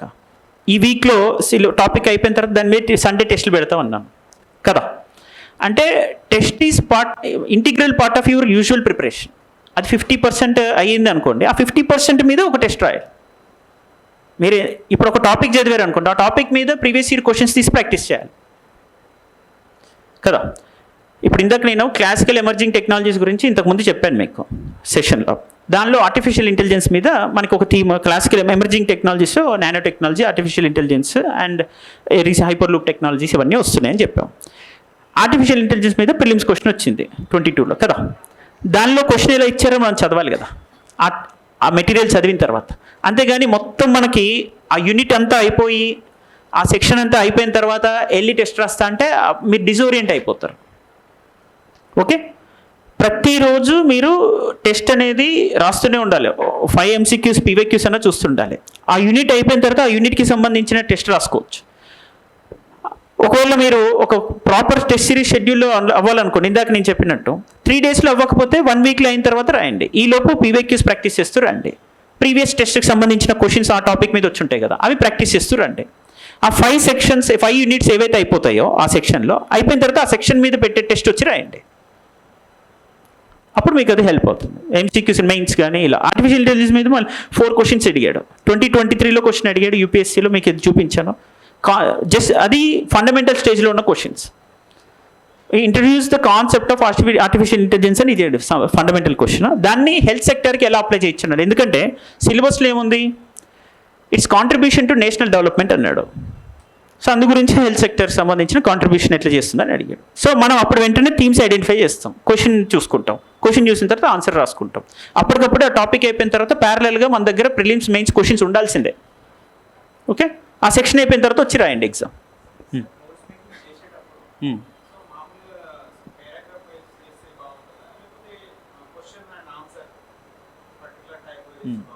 అది నేను పారాగ్రాఫ్ వైజ్ అనే అంచనా వేద్దాం, ఒక క్వాంటిఫికేషన్ చేద్దాం. నేను ఇందాక చెప్పినట్టు 75 యూనిట్లు ఉన్నాయి, ఒక యూనిట్లో 5 టాపిక్లు ఉన్నాయి. ఓకే, సపోజ్ అది 5 కూడా కాదు, అప్రాక్సిమేట్గా చేసుకుందాం.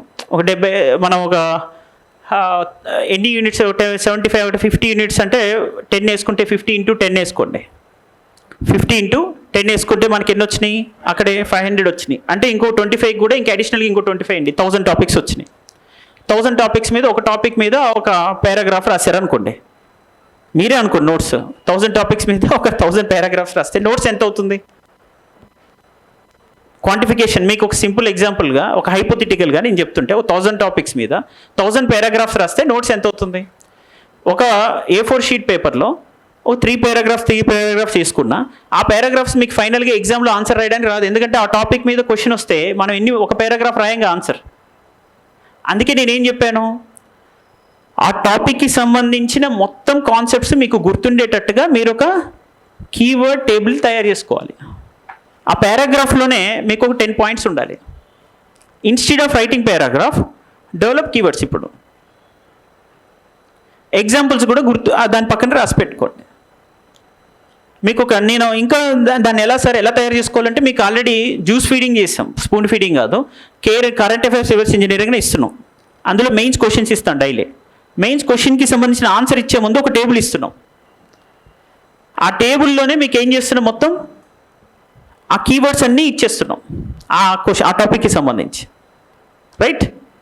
సో 1 నేషన్ 1 ఎలక్షన్ అనగానే మీకు దానికి సంబంధించిన అడ్వాంటేజెస్, డిసడ్వాంటేజెస్ ఏంటి, దానికి సంబంధించిన ఛాలెంజ్, వే ఫార్వర్డ్ ఏంటి, ఛాలెంజెస్, వే ఫార్వర్డ్ ఏంటి, ఒక్కొక్క topic. Advantages 10 keywords, 10 keywords, challenges 10 and way forward 10. ఆ కీవర్డ్స్ తోటి మీరు చాలా కాంప్రహెన్సివ్గా ఉండాలి. అది సింపుల్ టేబుల్లో ఉండాలి. ఇలా చూడంగానే అలా గుర్తు రావాలి. ఓకే.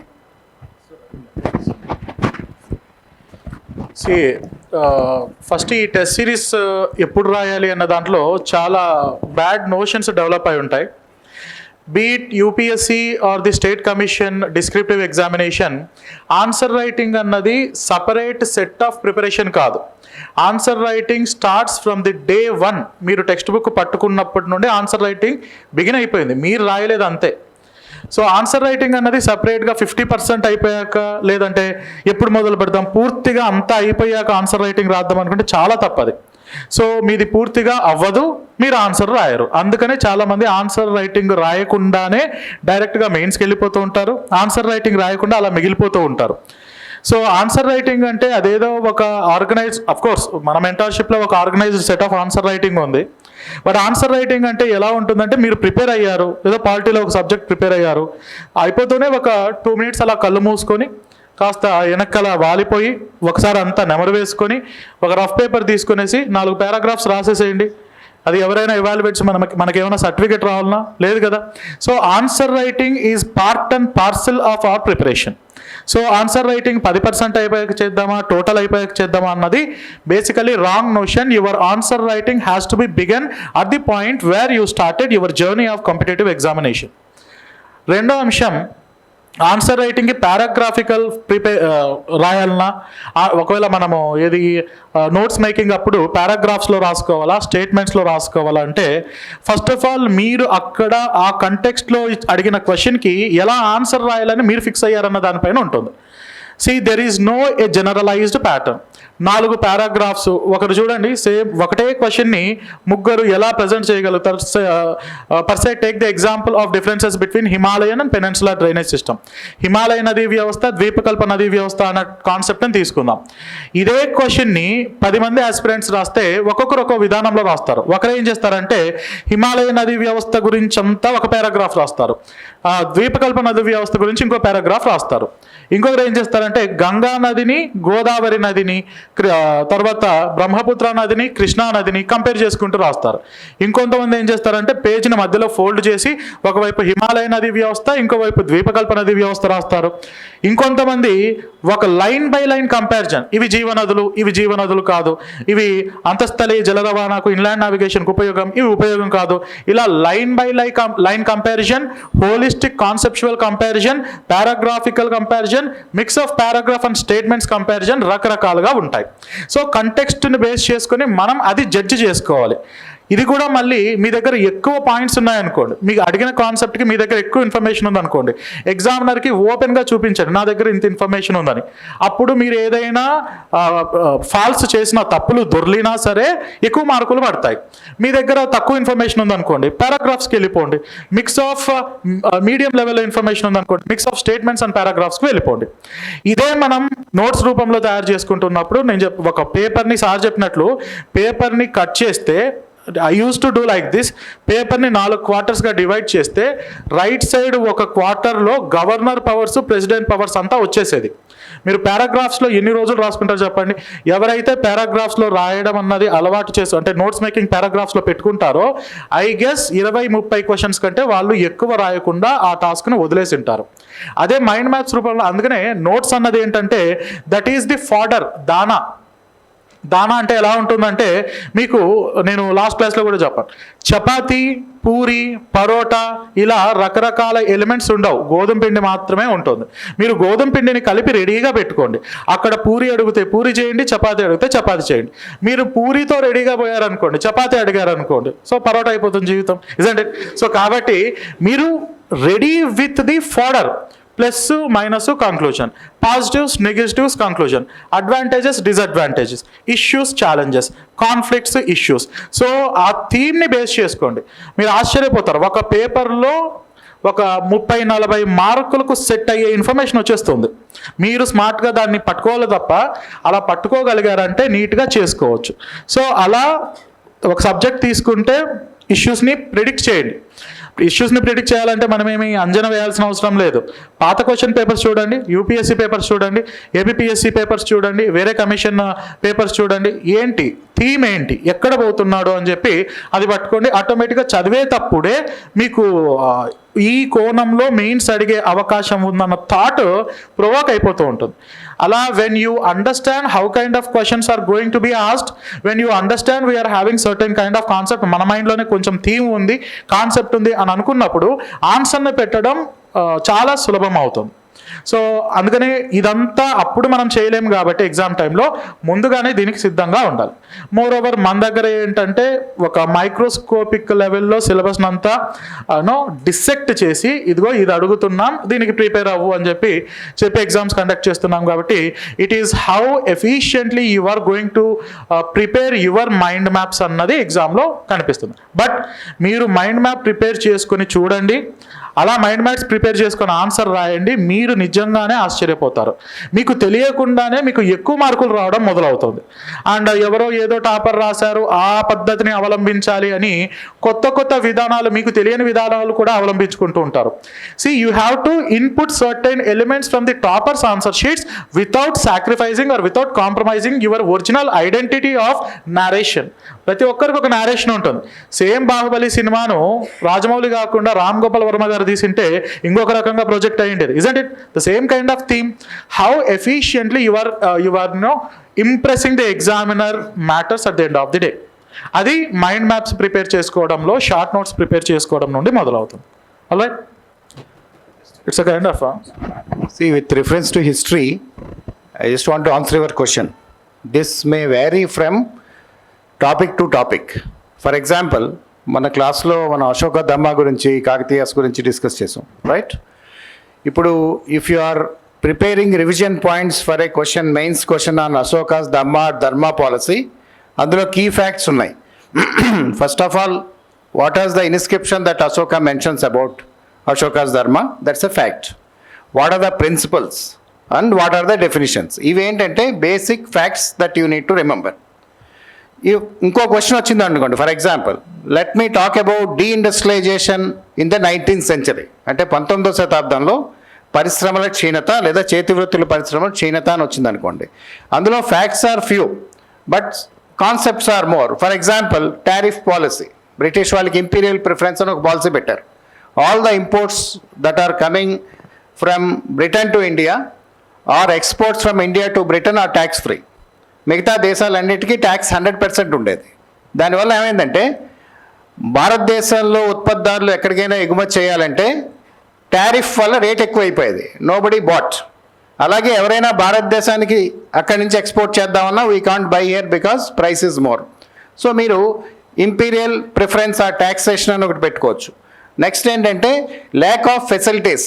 బ్యాంకింగ్, షిప్పింగ్, ఇన్సూరెన్స్ ఇటువంటి వాళ్ళకి ఫెసిలిటీస్ లేవు. దెన్ బ్రిటిష్ ఇండియన్ మ్యానుఫ్యాక్చరర్స్, చేతి వృత్తుల పని వాళ్ళు, చేనేత కార్మికులు, వీళ్ళందరూ బ్రిటిష్ పరిశ్రమల నుంచి వచ్చే క్వాంటిటీ కానీ వాళ్ళ ప్రైస్ కానీ పోటీ పడలేకపోయారు. ఇందులో ఏంటంటే ఫ్యాక్ట్స్ లేవు. సబ్ హెడ్డింగ్స్, కాన్సెప్ట్స్ ఒక 4-5 గుర్తుపెట్టుకుని యూ కెన్ ఈజీలీ రైట్. ఒకసారి మంచి క్లాస్ విని ఒకసారి చదువుకుంటే ఈ పాయింట్స్ 5-6 పాయింట్స్ గుర్తుపెట్టుకోవడం easy. So the revision notes in history differs based on the particular topic or the question. You know, for example, if you are writing about Harappan economy, let me give you example again. Harappa ఆర్థిక వ్యవస్థ గురించి రాసేటప్పుడు, మనం పంటల గురించి రాసేటప్పుడు వీళ్ళు cotton మొట్టమొదటిసారిగా ప్రపంచంలో పండించారు అని చెప్పాలి. దాంట్లో మీరు సబ్స్టాన్షియేషన్ ఏం చేయాలంటే, మొహెంజోదారోలో a piece of fabric a woven fabric has been found, అంటే ఒక వస్త్ర పీలిక దొరికింది, కాటన్ పండించారు అని చెప్పి దాని సబ్స్టాన్షియేషన్ ఇమీడియట్లీ దాన్ని ఒక సింపుల్ సెంటెన్స్లో ఎక్కువ వర్డ్స్ లేకుండా కూడా రాయడం ప్రాక్టీస్ చేయాలి. మొహెంజోదారోలో దొరికిన వస్త్ర పీలిక వల్ల వీళ్ళు ప్రపంచంలో మొట్టమొదటిసారిగా ప్రత్తిని పండించారని తెలుస్తోంది. Instead of making it 2 sentences you can make it precis writing టైప్లో అన్నమాట. ఇప్పుడు ఇందులో ఫ్యాక్ట్ ఏమిటి, వాళ్ళు ప్రతి ఫస్ట్ పండించారనే జనరల్లీ గుర్తుంటుంది, ఆ ఫ్యాబ్రిక్ ఎక్కడ దొరికింది అనేది ఫ్యాక్ట్, అది గుర్తుపెట్టుకోవాలి. So what I suggest is, depending on the topic, depending on the question, you need to prepare your own revision points. Next ఏంటంటే, మన శ్రీహరి సార్ చెప్పినట్టు కంటెంట్, పిండి, మంచి పిండి వాడాలి. ఆశీర్వాద్ అట్లా వాడండి. యూనో, పూరి చపాతీ చేస్తాం కానీ పిండి కూడా, అంటే కంటెంట్ కూడా మంచిది ఉండాలి. Yes or no? So depending on all the things, the nature of topics or the kind of questions that are asked, you need to prepare revision topics. So that is, yes, I wanted to add with reference to history. So there is no, single rule for revision points in history. You need to devise different methods depending on the topic. Quit India movement undanukondi, for example, Quit India movement మీద analytical questions వచ్చే చాలా అవకాశం ఉంది. Quit India movement is the only violent movement in a non-violent national movement in India అని అడగచ్చు. Okay, అది mostly analytical violence. Next ఏంటంటే, if they ask about non cooperation movements or civil disobedience movement, what are the places where they had seen more traction, అవి మళ్ళీ facts. So అందుకని subject బట్టి, కంటెంట్ని బట్టి, క్వశ్చన్ని బట్టి, టాపిక్ని బట్టి రివిజన్ పాయింట్స్ ప్రిపేర్ చేసుకుంటే that will be useful to you. Okay,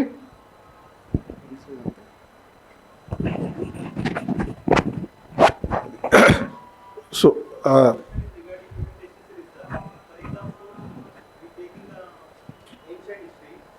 yeah.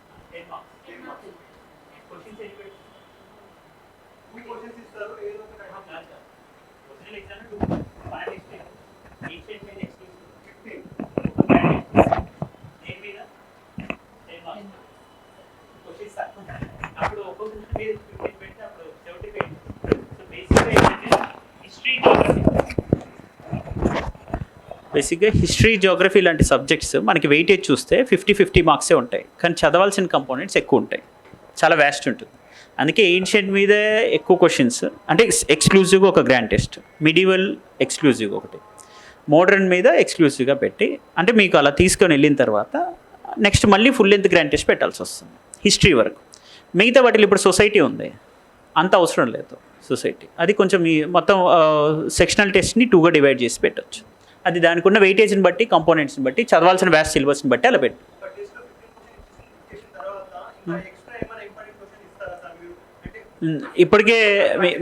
ఇప్పటికీ ఒక నిత్య సాధన, నిరంతర సాధనని ఎన్ని క్వశ్చన్లు చేస్తుంటాం, ఒక 1500 క్వశ్చన్లు ఉన్నాయి, అవన్నీ ఇద్దాం మీకు. అవి కాకుండా మళ్ళీ 500 క్వశ్చన్లు. ఫస్ట్ అవి చదువుంటారా లేదా అని నా డౌట్. ఇవి చదివేసరికే మీకు 6 నెలలు కూడా సరిపోదు. ఓకే సరే, ఎనీథింగ్ టు సే? మొన్న క్లాస్లో చెప్పినట్టు there are certain big segments like ఏన్షియంట్లో almost 23-24 questions are likely. Okay, but the test series is to give you more important one, and it's a kind of litmus test for you. Okay, so but the other questions we will also provide, as I explained in the class. If you have anything more how to answer, we will give notes, everything. So that I think that will match what Bhavani Shankar sir said is, we can't conduct tests for all 25, 23 questions in ancient, na?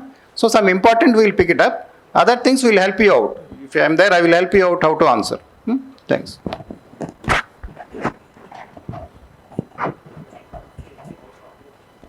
General essay. Sir.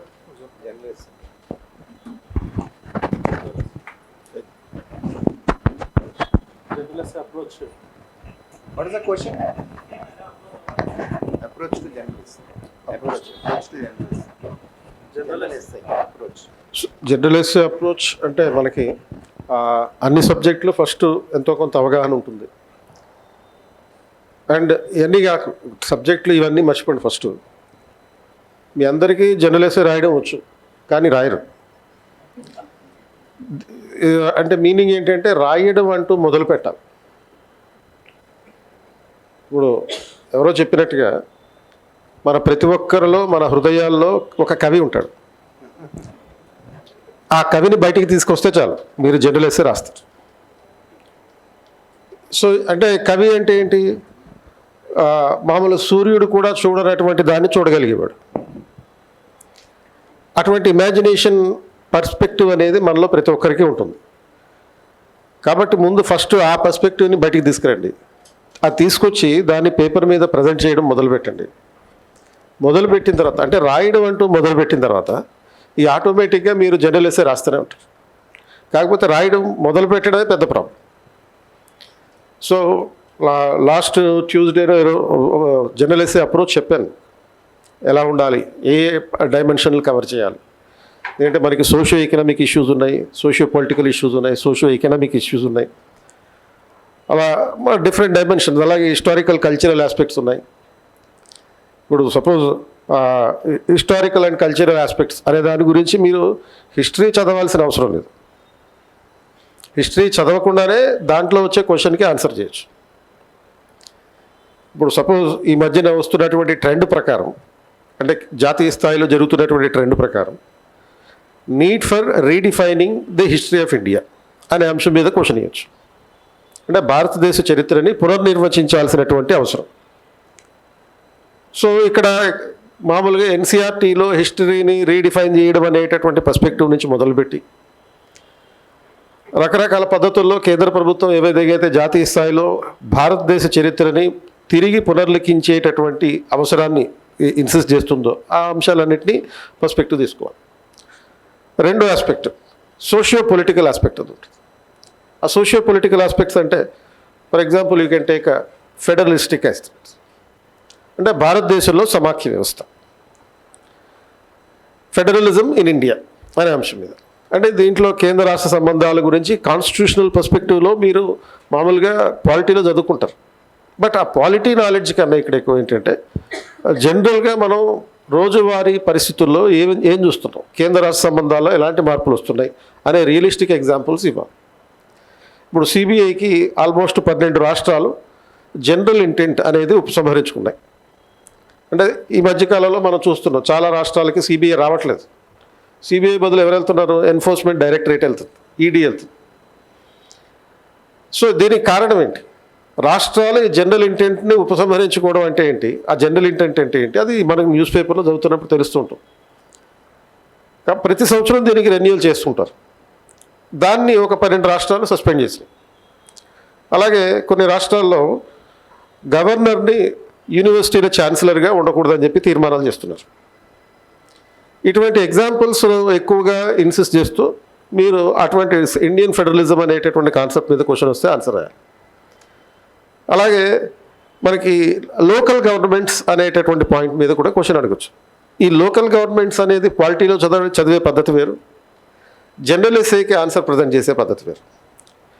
అంటే local government in India అనే అంశం మీద ఎందుకు ఇవ్వాలి అంటే, ఉమ్మడి ఆంధ్రప్రదేశ్లో APPSC exams జరిగినప్పుడు కంపల్సరీగా ప్రతి జనరల్ ఎస్సీలోనూ ఈ పంచాయతీరాజ్ వ్యవస్థ మీద ఒక క్వశ్చన్ అడిగేవారు.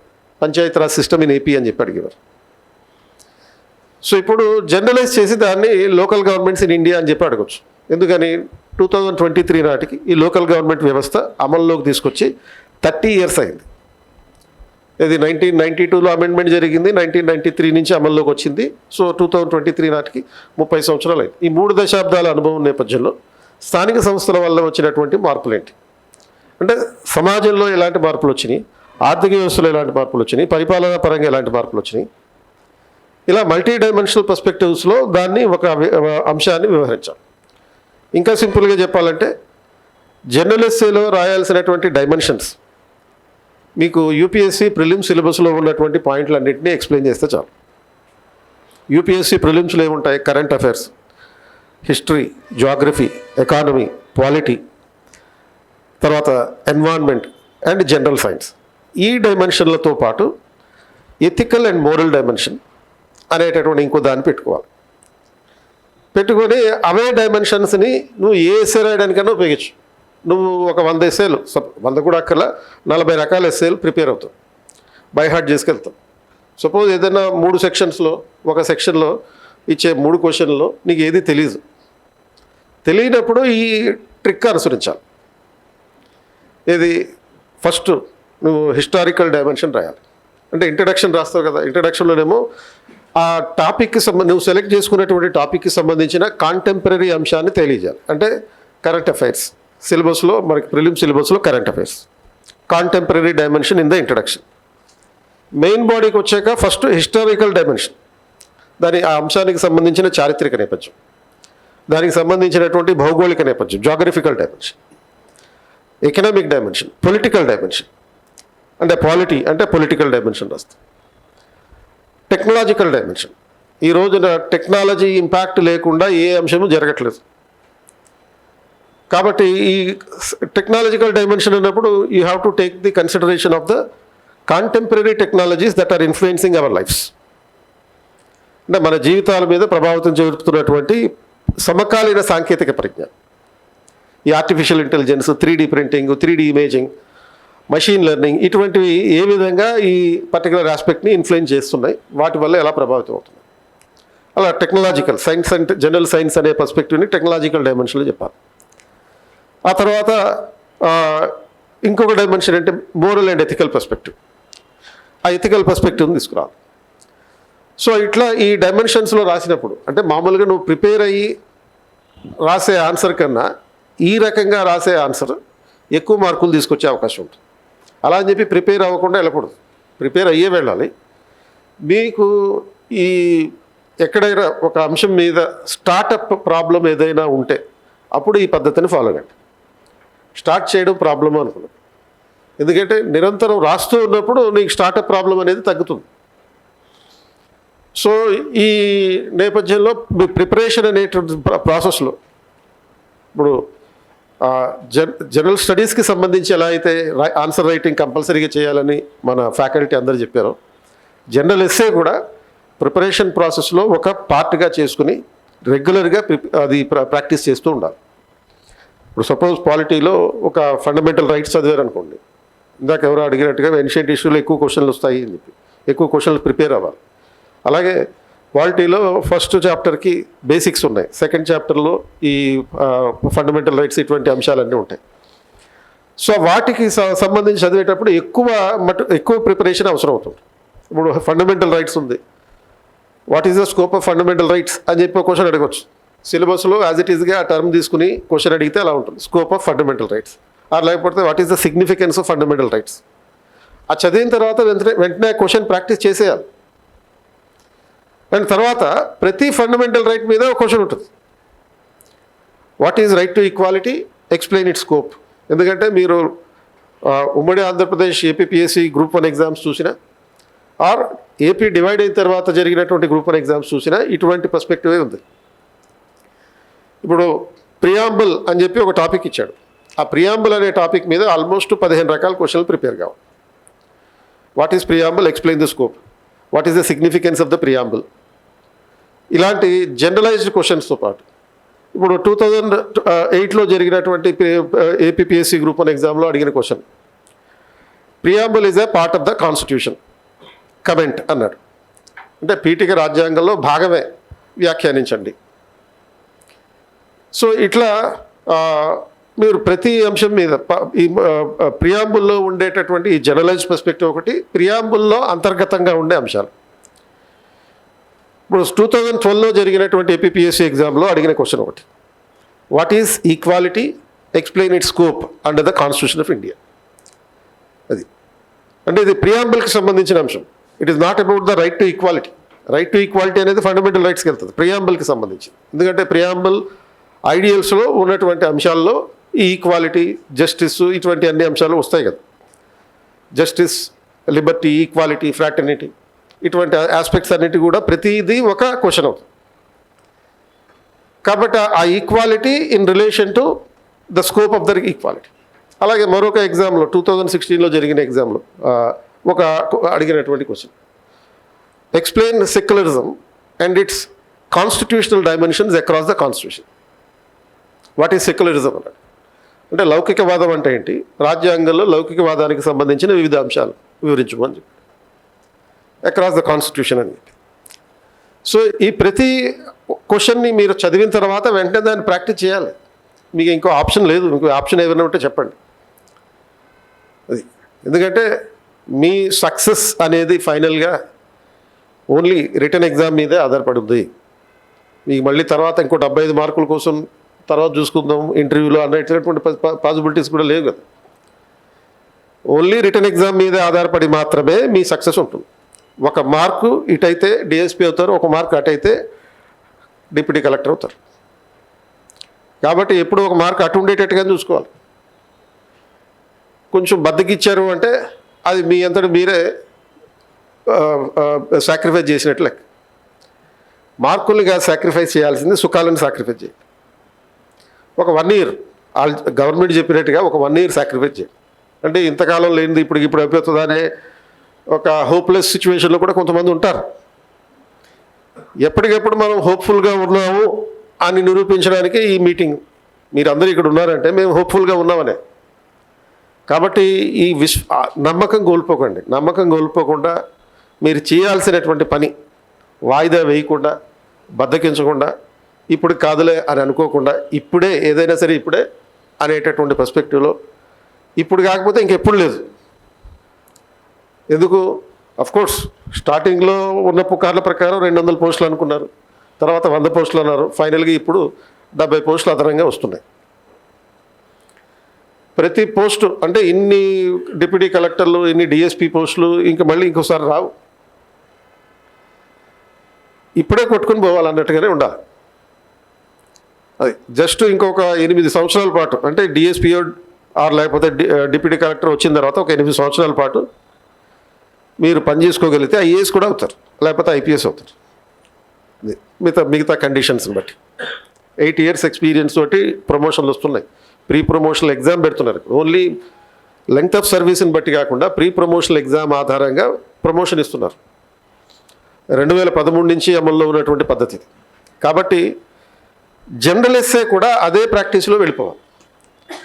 వారానికి ఒక జనరల్ ఎస్సే పెట్టుకోండి అట్లీస్ట్. ప్రతిరోజు ఒక సబ్జెక్టులు చదువుతూ ఉంటారు, వాటికి సంబంధించిన రైటింగ్ ఉంటూ ఉంటుంది. ఒక టాపిక్ చదవడం, దానికి వెంటనే రాయడం. చూసి రాయండి ఫస్ట్, ఆ తర్వాత చూడకుండా రాయండి. అండ్ ఆ తర్వాత ఈ ప్రతి వారాంతంలోనూ ఒక ఎస్సే రాసుకోవడం ఒక అలవాటుగా పెట్టుకోండి. అంటే అది మీకు ఒక దురలవాటు అయిపోవాలి. Do you have any bad habits అని చెప్పి పెళ్లి చూపులు అడిగారు అనుకో, I have a bad habit, జనరల్గా నేను జనరల్ ఎస్సే రాస్తుంటానని చెప్పి. సో అటువంటి పద్ధతిలో ఉండాలి మీ పరిస్థితి. అలా తయారైపోవాలన్నమాట మీ పద్ధతి. సో అంటే ఈ రకంగా జనరల్ ఎస్సేలు రాస్తూ ఏమవుతారంటే ఏదో ఒక రోజు మీరు జర్నలిస్టు స్థాయికి ఎదుగుతారు, లేకపోతే అంటే ఏ అంశం మీదైనా మాట్లాడగలిగేటటువంటి స్థాయికి వెళ్తారు. ఎస్సే రాయడం అనేది ఇంపార్టెంట్. అది ఆ రాయడం అంటూ మొదలు పెట్టడం అనేది అన్నిటికన్నా ఇంపార్టెంట్. సో అప్పుడు మీకు ఎగ్జామ్లో ఏ రకమైనటువంటి క్వశ్చన్ వచ్చినా మీ మైండ్లో ఆటోమేటిక్గా దానికి సంబంధించినటువంటి అంశాలు ఒక నెట్వర్క్ క్రియేట్ అయిపోతుంది. నెట్వర్క్ క్రియేట్ అయిపోయి వివిధ రకాల అంశాలని ఏ విధంగా అనుసంధానం చేయాలో మీరు ఆటోమేటిక్గా ఐడెంటిఫై చేయగలుగుతారు. చేసి దానికి 800 పదాల్లో సులభంగా ఆన్సర్ రాయగలుగుతారు. Just start the practice. అది మనం దీనికోసం మేధావులు అవ్వక్కర్లేదు. కేవలం మనకు ఉండాల్సినటువంటి ఫండమెంటల్ క్వాలిటీ ఏంటంటే కష్టపడడం అండ్ తర్వాత కష్టపడడం, తర్వాత ఇంకొంచెం కష్టపడడం, అంతే. ఇది మూడిటి ప్రకారం ఆ సింపుల్ రూల్ ఆఫ్ థంబ్ మెథడ్ని అనుసరించండి. ఏది రూల్ ఆఫ్ థంబ్ మెథడ్ అంటే గుడ్డిగా అనుసరించే ఒక పద్ధతి. ఏది యూపీఎస్సీ ప్రిలిమ్స్ సిలబస్లో ఉన్న జనరల్ స్టడీస్లో ఉన్నటువంటి అంశాలని ఆధారంగా చేసుకుని రాయడం. డైమెన్షన్స్, డిఫరెంట్ డైమెన్షన్స్ ఎలా రాయాలి అనేది చాలామందికి కొంచెం ఒక రైటర్స్ బ్లాక్ ఉంటుంది. కాబట్టి ఆ రైటర్స్ బ్లాక్ అధిగమించాలి అంటే ఈ ఫస్ట్ పారాగ్రాఫ్ ఎప్పుడు కూడా ఏదైనా ఆ అంశానికి సంబంధించినటువంటి కాంటెంపరీ డైమెన్షన్ని స్టార్ట్ చేయండి. అంటే కొంతమంది కొటేషన్తో స్టార్ట్ చేయొచ్చు, కొంతమంది ఏమో ఒక స్టోరీతో స్టార్ట్ చేయొచ్చు, జనరల్ ఎస్సేని ఒక ఇమాజినరీ స్టోరీతో స్టార్ట్ చేయొచ్చు, కొటేషన్లతో స్టార్ట్ చేయొచ్చు, ఇవన్నీ రొటీన్గానే ఉంటాయి. But if you start an essay with a contemporary aspect, that will immediately arrest the examiner's attention. So కాబట్టి ఆ పర్స్పెక్టివ్ని, ఆ 7 రకాల డైమెన్షన్లని ప్లస్ 8th డైమెన్షన్ ఏది మన ఎథికల్ డైమెన్షన్, అది కూడా తీసుకొచ్చుకుని దీన్ని ప్రజెంట్ చేయగలిగితే సరిపోతుంది. అలా ఐ విల్ లిటిల్ ఎన్రిచ్. అదే సార్ చెప్పినది మీరు ఫాలో అవ్వడానికి ఫస్ట్ మనం ఏదైనా ప్రిపేర్ అవుతున్నప్పుడు ఏదైనా ఒక సినిమా చూసినా, న్యూస్ పేపర్లో ఒక ఆర్టికల్ చదివినా, లేదంటే ఏదైనా న్యూస్లో ఒక డిబేట్ని చూసినా మీ కోణం, మీ మైండ్ అన్నది పాయింట్స్ని తీసేసుకోవడం మొదలు పెట్టాలి. అది మీ మైండ్కి అలవాటు చేస్తే ఆటోమేటిక్గా మైండ్ నుండి చేతి రూపంలో వస్తుంది. సేమ్ నేను ఈ బాహుబలి సినిమా అందరం చూసే ఉంటాం, isn't it? Baahubali cinema prelims, mains, general essay 3 దాంట్లోనే ఉన్నాయి. హూ కిల్డ్ బాహుబలి, బాహుబలిని చంపింది ఎవరు అన్నది ప్రిలిమినరీ క్వశ్చన్. ఆప్షన్స్లో 4 ఉంటాయి, కట్టప్ప కూడా ఉంటుంది, అదే ఆన్సర్. బాహుబలిని కట్టప్ప ఎందుకు చంపాడు, దీన్ని విమర్శనాత్మక ధోరణిలో వర్ణించండి అన్నది మెయిన్స్. ఎందుకు చంపాడో ఆ కంటెక్స్ట్ కూడా మనకు తెలుసు. బాహుబలి సినిమా నుండి నేటి యువత నేర్చుకోవాల్సినటువంటి అంశాలు ఏంటి, ఇది కేస్ బై కేస్ మీరు తీసుకోవాలి. సో లేదంటే బాహుబలి నుండి బాహుబలిని క్లుప్తంగా లేదా బాహుబలిలో ఉన్నటువంటి విజ్ఞానాత్మక ధోరణిని చర్చించండి. సో అంటే అప్పుడు మీరు యువత బాహుబలి నుంచి ఏం నేర్చుకోవాలి, సో తల్లి మాటకు ఎలా కట్టుబడి ఉండాలి, ఆ ఎథికల్ స్టాండ్ ఏంటి, ఒక బంటు ద సబార్డినేట్ స్టాఫ్ ఎంత మారల్స్తో ఆ స్టాండ్ని తీసుకొని ఉన్నాడు. యుద్ధం ఓడిపోతుంది అని తెలిసినప్పుడు బాహుబలి వాళ్ళ టీంని ఎలా మోటివేట్ చేయగలిగాడు, లీడర్షిప్ ధోరణి. సో యుద్ధంలో వాళ్ళు రకరకాల వెపన్స్ వాడారు, isn't it? Science and technological development. యుద్ధంలో ఆ టైంలో మీరు బ్యూటీని కూడా, అనుష్క అందాలను కూడా వర్ణించుకోవచ్చు, isn't it? That is how your brain has to be sharpen. ఏదైనా మీరు, నేను జనరల్ ఈ ఆన్సర్స్ చెప్పేటప్పుడు మన జాగ్రఫీ ఆన్సర్స్లో కూడా చెప్తూ ఉంటాను, ఎవరితో అయినా మాట్లాడినప్పుడు కూడా 200 పదాల్లోనే మాట్లాడండి. ఇంటి నుంచి ఫోన్ వచ్చిన తర్వాత అమ్మగారు నాన్నగారు ఈవినింగ్ ఫోన్ చేస్తారు కదా, 200 పదాలు అయిపోయినంత పెట్టేసేయండి. ఏం కట్ అయిందంటే 200 పదాలే మాట్లాడతారు. అలా అలవాటు చేయండి, 1 సంవత్సరం అలవాటు చేయండి. డిప్యూటీ కలెక్టర్ అయిన తర్వాత మీరు కొన్ని వేల పదాల్లో మాట్లాడుకోవచ్చు, ఇజంట్ ఇట్? సో మీరు ఏదైతే నర్చర్ చేస్తారో, ఒకదాన్ని చూసిన తర్వాత మీ మైండ్ ఏదైతే స్టాండ్ తీసుకోవడం మొదలు పెడుతుందో, అలా మొదలు పెట్టడానికి ఏదైతే మీరు బ్రెయిన్కి నేర్పిస్తారో అదే మీకు పిక్ చేస్తుంది. మీరు ఎన్ని హిందూ ఎడిటోరియల్ ఆర్టికల్స్ చదవండి, ఎన్ని ఈనాడు ఆర్టికల్స్ అవి ఇవి చదవండి, రేపు ఏదైనా విమెన్ ఎంపవర్మెంట్ గురించి, మహిళా సాధికారత గురించి ఎస్సే వచ్చిందంటే మీరు ఎప్పుడో చిన్నతనంలో మీకు గుర్తున్న అంశమో, లేదంటే ఏదో మీకు బాగా క్యాచీగా అనిపించిన ఆ ఎగ్జాంపులే రాస్తారు అక్కడ. ఎందుకంటే మీ మైండ్ దాన్ని పట్టేసుకుంది. అలా పట్టుకోవడం నేర్పించండి. సో అలా పట్టుకోవడం అంటే మళ్ళీ ఇదేదో ప్రతి ఒక్కటి కూడా క్రియేటివ్గా ఆలోచించి అలా చూడాల్సిన అవసరం లేదు. ఒకరికి మేలు జరిగేది, ఒకరికి చెడు జరిగేది, మనకు మేలు జరుగుతూ ఉండొచ్చు. సో ప్రపంచంలో యూరోపియన్ యూనియన్లో నుండి బ్రిటన్ ఎగ్జిట్ అయిపోతుంటే ఇండియా బ్రిటన్ ఎగ్జిట్ వలన, బ్రెగ్జిట్ వలన ఇండియాకు జరిగే ఉపయోగం ఏంటని మనం క్వశ్చన్స్ అడుగుతున్నాం, ఇజంట్ ఇట్? సో ప్రపంచంలో చైనా అగ్రెసివ్గా వెళ్తూ ఉంటే దాని వలన నష్టాలు ఏంటి, ఎక్కడో ఏదో జరిగే పరిణామం వలన భారతదేశానికి ఏం లాభం చేకూరబోతుంది, ఏం నష్టం చేకూరబోతుంది అన్న ధోరణి మనం అర్థం చేసుకోవాలి. That's why when you read an article in a newspaper, then immediately you have to connect the points. So దాంట్లో ఉన్న దాన్నే అంటే రీడింగ్ బిట్వీన్ ది లైన్స్. చదువుతున్నప్పుడు దాన్ని లిటరల్ చదవడం కాదు, లిటరల్ చదవడంతో పాటు మీనింగ్ అర్థం చేసుకోవడం మాత్రమే కాదు, దానిలో ఉన్నటువంటి ఎసెన్స్ని అర్థం చేసుకోవాలి, సారాన్ని పట్టుకోండి. ఆ సారం కూడా మీకు పేజీలు దొరకదు, ఒకటే పాయింట్ దొరుకుతుంది. ద ఎడిటోరియల్, హిందూ ఎడిటోరియల్ లేదంటే ఈనాడులో పర్యావరణం గురించి ఒక ఆర్టికల్ వచ్చింది అనుకోండి, ఎన్ని పర్యావరణానికి సంబంధించినటువంటి ఎన్ని ఆర్టికల్స్ చదివినా మీకు అదే పొల్యూషన్, అదే వాయు కాలుష్యము, అదే ఐపీసీసీ రిపోర్టు, అదే national action plan and climate change ఇవే మాట్లాడుతుంది. ఎక్కడో ఏదో ఒక ఆథరు క్లైమేట్ చేంజ్కి మహిళ విమెన్ ఎంపవర్మెంట్ లేదంటే విమెన్ పైన ఈ క్లైమేట్ చేంజ్ అన్నది ఎలాంటి పెను ప్రభావాన్ని చూపిస్తుందని ఒక్క కోణం వాడింటాడు, ఒకే ఒక థాట్ అయినది. ఆ థాట్ని పారాగ్రాఫ్ రూపంలో పెట్టింటాడు. ఆ థాట్ని పట్టుకోండి. ఆ థాట్ని పట్టుకోవడం వల్ల ఏంటంటే మనం కవిలాగా మారడం కోసం కాదు, మనం ఆథర్లాగా మారడం కోసం కాదు, అలాంటి లాజిక్లు పట్టుకొని నీ ఆన్సర్ని నువ్వు ఎన్హాన్స్ చేసుకోవడానికే.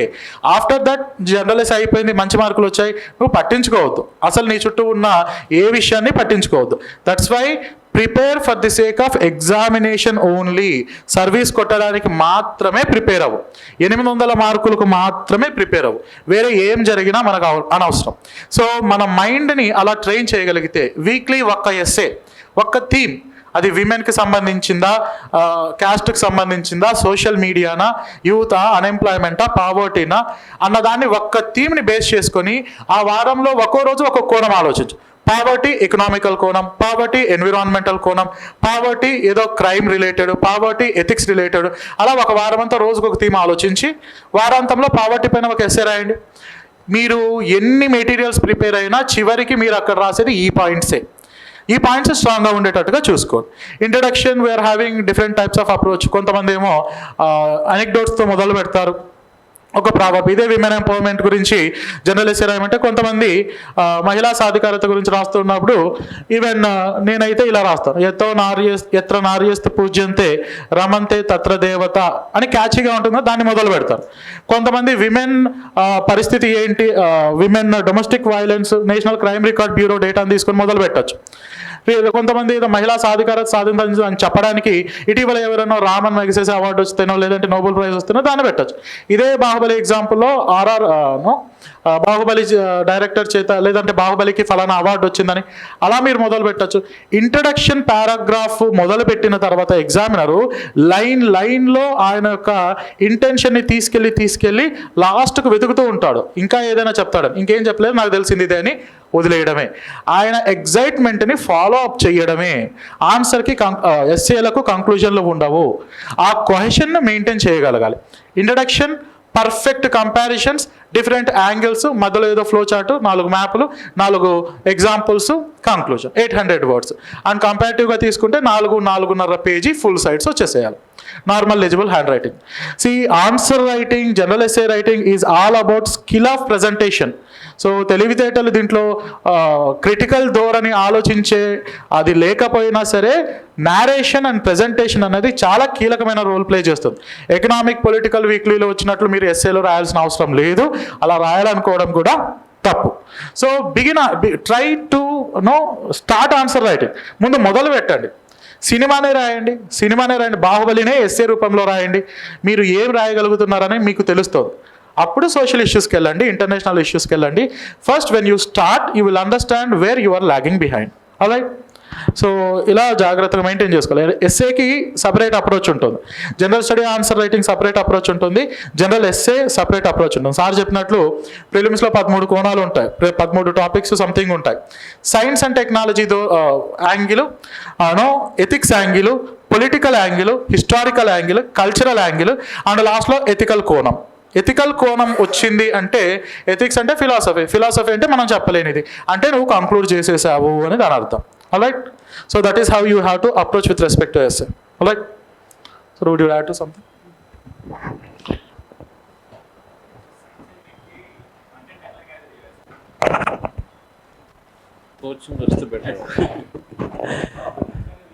అది ఇంకో 1 వీక్లో మనం బుక్ రిలీజ్ చేయబోతున్నాం ఇంగ్లీష్ మీడియంలోది.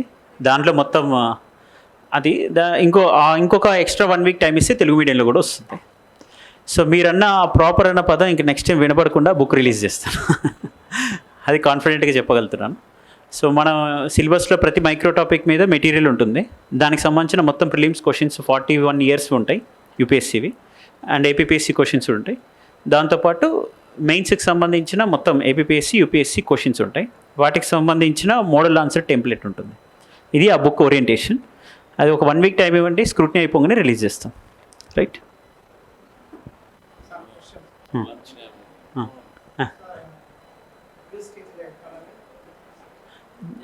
అప్డేట్ చేస్తామండి. అంటే అంటే సార్కి లంచ్ టైం అవుతుందన్నారా? నాకు కూడా అవుతుంది మరి. ఇంకా అయినా పర్లేదు, చెప్పండి.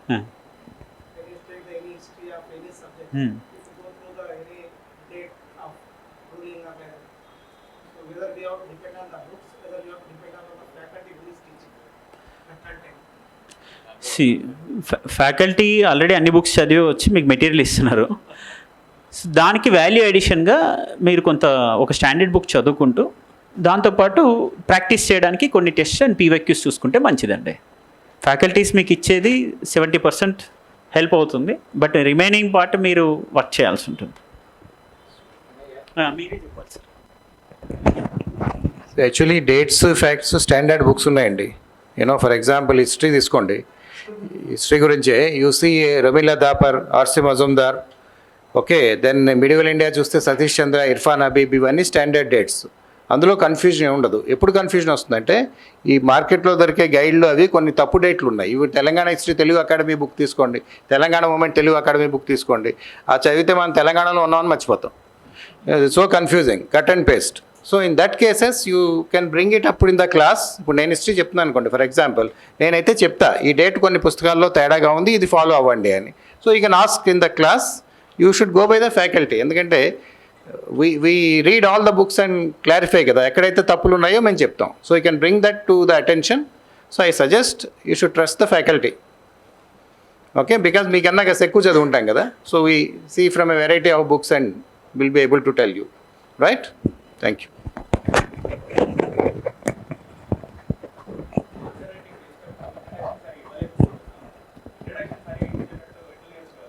ఇంట్రడక్షన్ ఇవ్వడం బేసిక్ ప్రాబ్లం ఎక్కడొస్తుందంటే బేసిక్స్ లేకపోవడమే బేసిక్ ప్రాబ్లం. సో ఆ బేసిక్స్ లేకపోవడం వల్ల ఇంట్రడక్షన్ రాదనమాట. అందుకనే యూపీఎస్సీలో సాధారణంగా ఎన్సీఆర్టీస్ చదవమని చెప్తూ ఉంటారు. ఎన్సీఆర్టీ చదవమన్నది 2 పర్పసెస్ కోసం ఉంటుంది. ఒకటి, దాంట్లో ఉన్న సారాంశం నేర్చుకోవడానికి. 2, దాంట్లో ఉన్నటువంటి ఆ సింపుల్ లాంగ్వేజ్ రూపంలో మనం కూడా ఆన్సర్స్ రాయడానికి. కాబట్టి ఇంట్రడక్షన్ పెట్టలేకపోవడానికి దాంట్లో కాన్సెప్చువల్ క్లారిటీ ల్యాగ్ అన్నది ప్రధాన అంశమై ఉంటుంది. కాబట్టి కాన్సెప్చువల్ క్లారిటీ ఉంటే కనుక ఇంట్రడక్షన్ కొంచెం ఈజీగా పెట్టడానికి అవకాశం ఉంటుంది. సో ఆ ఇంట్రడక్షన్ కూడా అన్నిటికీ ఒకే జనరలైజేషన్ చేయలేము. పాలిటీకి ఒక రకమైనటువంటి ఇంట్రడక్షన్ ఉండే అవకాశం ఉంటుంది. జాగ్రఫీ అయితే ఒకటి చెప్పాల్సి ఉంటుంది. అదే ఏదన్నా సోషల్ ఇష్యూస్ అయితే కరెంట్ ఇష్యూస్ చెప్పాల్సి ఉంటుంది. It depends on concept to concept. But anyhow introduction ప్రాపర్గా చేయలేకపోతున్నాం, థిసిస్ స్టేట్మెంట్ని మెయింటైన్ చేయలేకపోతున్నాం అంటే that is mostly because of lagging of subjectual clarity. దాన్ని కొంచెం ప్యాచప్ చేసుకుంటే రాయగలుగుతారు, పెద్ద కథ ఏం కాదు. సేమ్ ఇదే ఎక్కడుందంటే అండి, ఐడెంటిఫికేషన్ సార్ చెప్పింది, కాన్సెప్చువల్ క్లారిటీ. ఒక ఎగ్జాంపుల్ చెప్తాను సార్ చెప్పిన దానికి. మనం ఫస్ట్ టెస్ట్ స్టార్ట్ చేసినప్పుడు డే 1లో ఫస్ట్ క్వశ్చన్ వచ్చి ఐవీసీలో ఉన్న స్కల్ప్చరల్ ఆర్టిస్టిక్ సెన్సువాలిటీస్ మీద ఇచ్చాం. ఓకే. ఇండస్ వ్యాలీ సివిలైజేషన్ టైంలో ఉన్నటువంటి శిల్పాకృతిలో ఉన్న కళాత్మక సునిశ్చితత్వాన్ని పరిశీలించమనేటట్టుగా ప్రశ్న అనమాట. ఆ ప్రశ్నకి సంబంధించి మనకు 100 కాపీస్ వచ్చినప్పుడు 90% స్టూడెంట్స్ రాసింది ఏంటంటే IVC was one of the prominent civilisations in the ancient times and so and so period అని రాసిన వాళ్ళు ఉన్నారు. అంటే మనకి ఆ ఇంట్రడక్షన్లో మీకు ఒక ఫ్లో జనరేట్ అవ్వదు నెక్స్ట్ బాడీకి. ఎందుకని? మీరు రాయాల్సింది నెక్స్ట్ ఏంటి? ఆర్టిస్టిక్ సెన్సువాలిటీస్, కల్చరల్ పార్ట్ మీద. బట్ మీరు ఏంటంటే అది ఎలా రాయాలో తెలియకపోయేసరికి ఏదో ఒకటి పెట్టేద్దామని ఇంట్రడక్షన్ రాస్తున్నారు. అంటే అసలు థీమ్ ఏంటి? థీమ్ అంటే మౌలికమైన అంశం, ప్రధాన సారం అనొచ్చు. అసలు థీమ్ ఏంటి? స్కల్ప్చరల్ ఆర్టిస్టిక్ సెన్సువాలిటీస్ మీద అడిగాడు. అప్పుడు మీరు స్టార్టింగ్ ఇంట్రడక్షన్లోనే ఆ స్కల్ప్చరల్ ఆర్టిస్టిక్ సెన్సువాలిటీస్ రిఫ్లెక్ట్ అయ్యేటట్టుగా, థీమ్ అడ్రస్ అయ్యేటట్టుగా రాస్తే, అంటే థీమాటిక్ ఇంట్రడక్షన్ రాస్తే, ఫ్లో అనేది హెడ్డింగ్ పెడితే దానికి సంబంధించింది జనరేట్ అవుతుంది. ఓకే. ఆ ఇంట్రడక్షన్లో మెన్షన్ చేసేటప్పుడు మనము one of the prominent civilisations అనే బదులు one of the prominent artistic elements that were found in IVC times అనేటట్టుగా పెట్టుకుంటూ వస్తుంటే కొంచెం మనకి ఫ్లో, అంటే ఆ ఆన్సర్కి సంబంధించిన బాడీ రాసేటప్పుడు ఈజీ అవుతుంది. ఎగ్జామినర్ స్టార్టింగ్ నుంచి అదే ఫ్లోలో ఉంటారు కదా. సో ఇంట్రడక్షన్ అనేది మనకి ఎక్కడ ఇస్తున్నారంటే క్వశ్చన్లో ఏదైతే మౌలికమైన అంశం అడుగుతున్నారో అదే ఇంట్రడక్షన్. దాన్నే ముందు స్టార్టింగ్లో అడ్రస్ చేసుకోగలిగితే ఇంట్రడక్షన్లో ఇంకొక క్వశ్చన్ కూడా అలానే ఎకానమీలో వచ్చినప్పుడు మనకి డిఫరెంట్ డెప్ట్ రీస్ట్రక్చరింగ్ ప్లాన్స్ గురించి వచ్చాయి. డెప్ట్ రీస్ట్రక్చరింగ్ అంటే ఏదో చాలా నిరర్ధక ఆస్తులు ఉన్నాయి, ఆ నిరర్ధక ఆస్తులకు సంబంధించినటువంటి అంశాలను ఎలా పరిష్కరించాలి అనే ప్రశ్నని డెప్ట్ రీస్ట్రక్చరింగ్ ప్లాన్స్ ఎంతవరకు సక్సెస్ అయ్యాయి అని అడిగారు. ఆ సక్సెస్ అయ్యే పాయింట్లో చాలామంది దేని మీద రాశారు, నిరర్ధక ఆస్తి గురించి రాశారు డెఫినేషన్, ఎన్పిఎస్ గురించి. సో ఆ డెఫినేషన్ ఎప్పుడైతే ఆ నిరర్ధక ఆస్తి గురించి ఇచ్చారో అప్పుడు ఫ్లో పోయింది. మీరు రాయాల్సింది ఏంటిది, నిరర్ధక ఆస్తి దానిలో 3 సంవత్సరాల లోపు ఉంటే ఎలా, 3 సంవత్సరాలు దాటితే ఎలా పర్మనెంట్ నిరర్ధక ఆస్తి వస్తుంది, ఈ టైప్స్ ఇవి కాదు, అప్పటికే డీవియేట్ అయిపోయారు. సో క్వశ్చన్ దేని మీద అడ్రస్ చేయాల్సి వస్తుంది, ఫస్ట్ మీరు డిఫైన్ చేయాలి. డెప్ట్ రీస్ట్రక్చరింగ్ ప్లాన్ అంటే ఏంటో డిఫైన్ చేసుకుంటే దానికి సంబంధించిన సక్సెస్ ఫెయిల్యూర్ గురించి రాస్తూ వస్తుంటే అది థీమాటిక్గా వెళ్తుంది. అంటే ప్రశ్నలు అడిగిన మౌలికమైన అంశానికి దగ్గరగా సమాధానం వెళ్తుంది. ఎన్పిఎస్ గురించి కాదు క్వశ్చన్ అడిగింది, ఎన్పిఎస్ని అడ్రస్ చేయడంలో డిఆర్టీ ఎందుకు ఫెయిల్ అయింది అనేటట్టుగా క్వశ్చన్ అడిగారు. సో క్వశ్చన్ని కరెక్ట్గా అర్థం చేసుకోవడానికి ఒక 30 సెకండ్స్ పాజ్ చేసుకోండి, మౌలికమైన అంశం ఏంటో గమనించండి, ఆ మౌలికమైన అంశాన్ని ఇంట్రడక్షన్లో అడ్రస్ చేయండి, తర్వాత ఆటోమేటిక్గా బాడీ ఫ్లో జనరేట్ అవుతుంది. రైట్, అది మీరు రాస్తుండండి, మనకు చూపిస్తుండండి సాటర్డేస్ మెంటర్షిప్ డేస్ రోజు మాకు అర్థమవుతుంది. లేదు, లాంగ్వేజ్ ఎఫెక్ట్ అస్సలు ఏం ఎఫెక్ట్ చూపించదు. కాకపోతే లాంగ్వేజ్ ఏం చేయాలంటే కాస్త సంక్షిప్తంగా క్లుప్తంగా రాస్తే ఎక్కువ మార్కులు వస్తాయి. అది అట్లేం లేదు, మీడియం ఇంగ్లీష్ మీడియం తెలియదు. 8th ర్యాంక్ స్వాతి, మనకి ఏపీ సార్ స్టూడెంట్ స్వాతి వచ్చారు కదా, 8th ర్యాంక్, తను తెలుగు మీడియం టాప్ అయితే డిప్యూటీ కలెక్టర్ ఇప్పుడు ఏపీపీఎస్. తెలుగు మీడియం నుంచి సెలెక్ట్ అయిన వాళ్ళు చాలామంది ఉన్నారు, అలా ఏం లేదు. అవును, ఇప్పుడు రోణంకి గోపాలకృష్ణ గారు 3rd ర్యాంక్ కదా 2016 బ్యాచ్ సంబంధించి, ఆయన యూపీఎస్సీ క్లియర్ చేస్తారు. కాకపోతే ఎక్కువ సంవత్సరాలు చాలా కష్టపడ్డారు, అర్థం చేసుకోవడానికి టైం పట్టింది. కాబట్టి మీరు కొంచెం మిగతా వాళ్ళు చదువుతున్న మీ పీర్ గ్రూప్ చదువుతున్న విధానాన్ని కూడా పరిశీలించండి, ఫ్యాకల్టీ చెప్తున్న శ్రద్ధగా అయినండి, టెస్టులు బాగా రాయండి. ఎందుకు సాధ్యం కాదు, తెలుగు మీడియం కూడా ఈక్వల్గా సాధ్యమవుతుంది.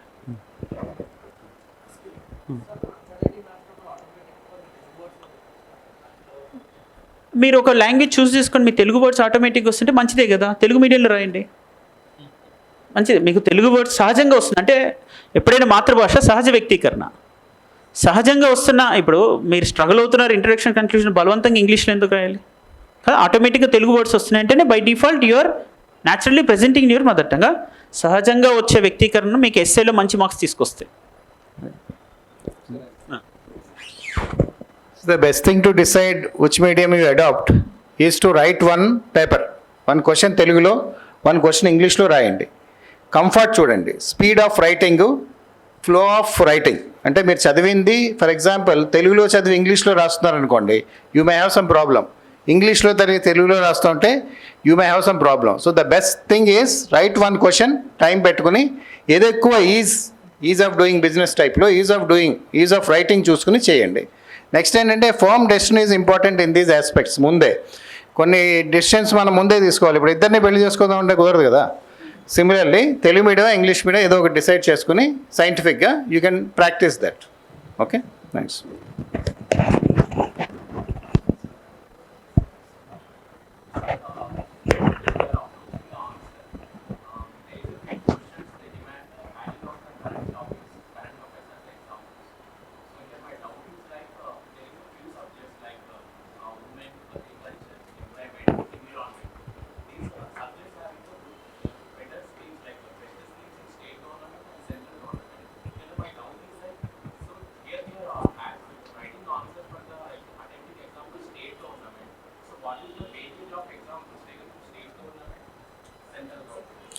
సో మంచి క్వశ్చన్ అండి, ఇది చాలా మందికి ఉంటుంది. Have you appeared for UPSC? నార్మల్గా యూపీఎస్సీలో ట్రెండ్ని, యూపీఎస్సీలో మనం స్కీమ్స్ అడుగుతుంటాం. ఇక్కడ 3 అంశాలు ఉన్నాయి. ఒకటి, కరెంట్ అఫైర్స్ని జోడించాలి అన్నప్పుడు ఏ సబ్జెక్ట్స్లో ఆ ఇష్యూ వస్తుంది, point number 1. Point number 2, current affairs India current affairs మాత్రమే జోడిస్తే సరిపోతుందా, లేదు మనం రీజనల్ సర్వీసెస్ రాస్తున్నాం కాబట్టి రీజనల్ ఇది కూడా జోడించాలన్నా? ఇక్కడ ఈ 2 కోణాలు ఉన్నాయి. ఫస్ట్ ఆఫ్ ఆల్ కరెంట్ అఫైర్స్ని ఇంటిగ్రేట్ చేసి ఆన్సర్ రాయాల్సినటువంటి ఆవశ్యకత నాకు తెలిసి 1 ఎకానమీలో ఎక్కువగా వస్తుంది, 2 సైన్స్ అండ్ టెక్నాలజీలో వస్తుంది, 3వది జాగ్రఫీలో అగ్రికల్చరల్ పార్ట్లో అగ్రికల్చర్, ట్రాన్స్పోర్టేషన్, పాపులేషన్ పార్ట్లో ఎక్కువగా వస్తుంది, అండ్ 4వది జనరల్ ఎస్సేలో ఇంటిగ్రల్ పార్ట్గా మీరు రాయాల్సి ఉంటుంది. నాకు తెలిసి మిగతా కోర్ సబ్జెక్ట్స్ ఆఫ్కోర్స్ పాలిటీలో కూడా ఉంటుంది, హిస్టరీలో కూడా ఉంటుంది, ఆ మాటకు వస్తే. అయితే విషయం ఏంటంటే వీటిలో కొంచెం ఎక్కువగా ఉండొచ్చు అని నా అభిప్రాయం. సో కరెంట్ అఫైర్స్ ఎక్కడైతే మీరు పెట్టగలిగే స్కోప్ ఉందో అక్కడ ఖచ్చితంగా కరెంట్ అఫైర్స్ పెట్టి మీరు సబ్స్టాన్షియేట్ చేయాల్సి ఉంటుంది.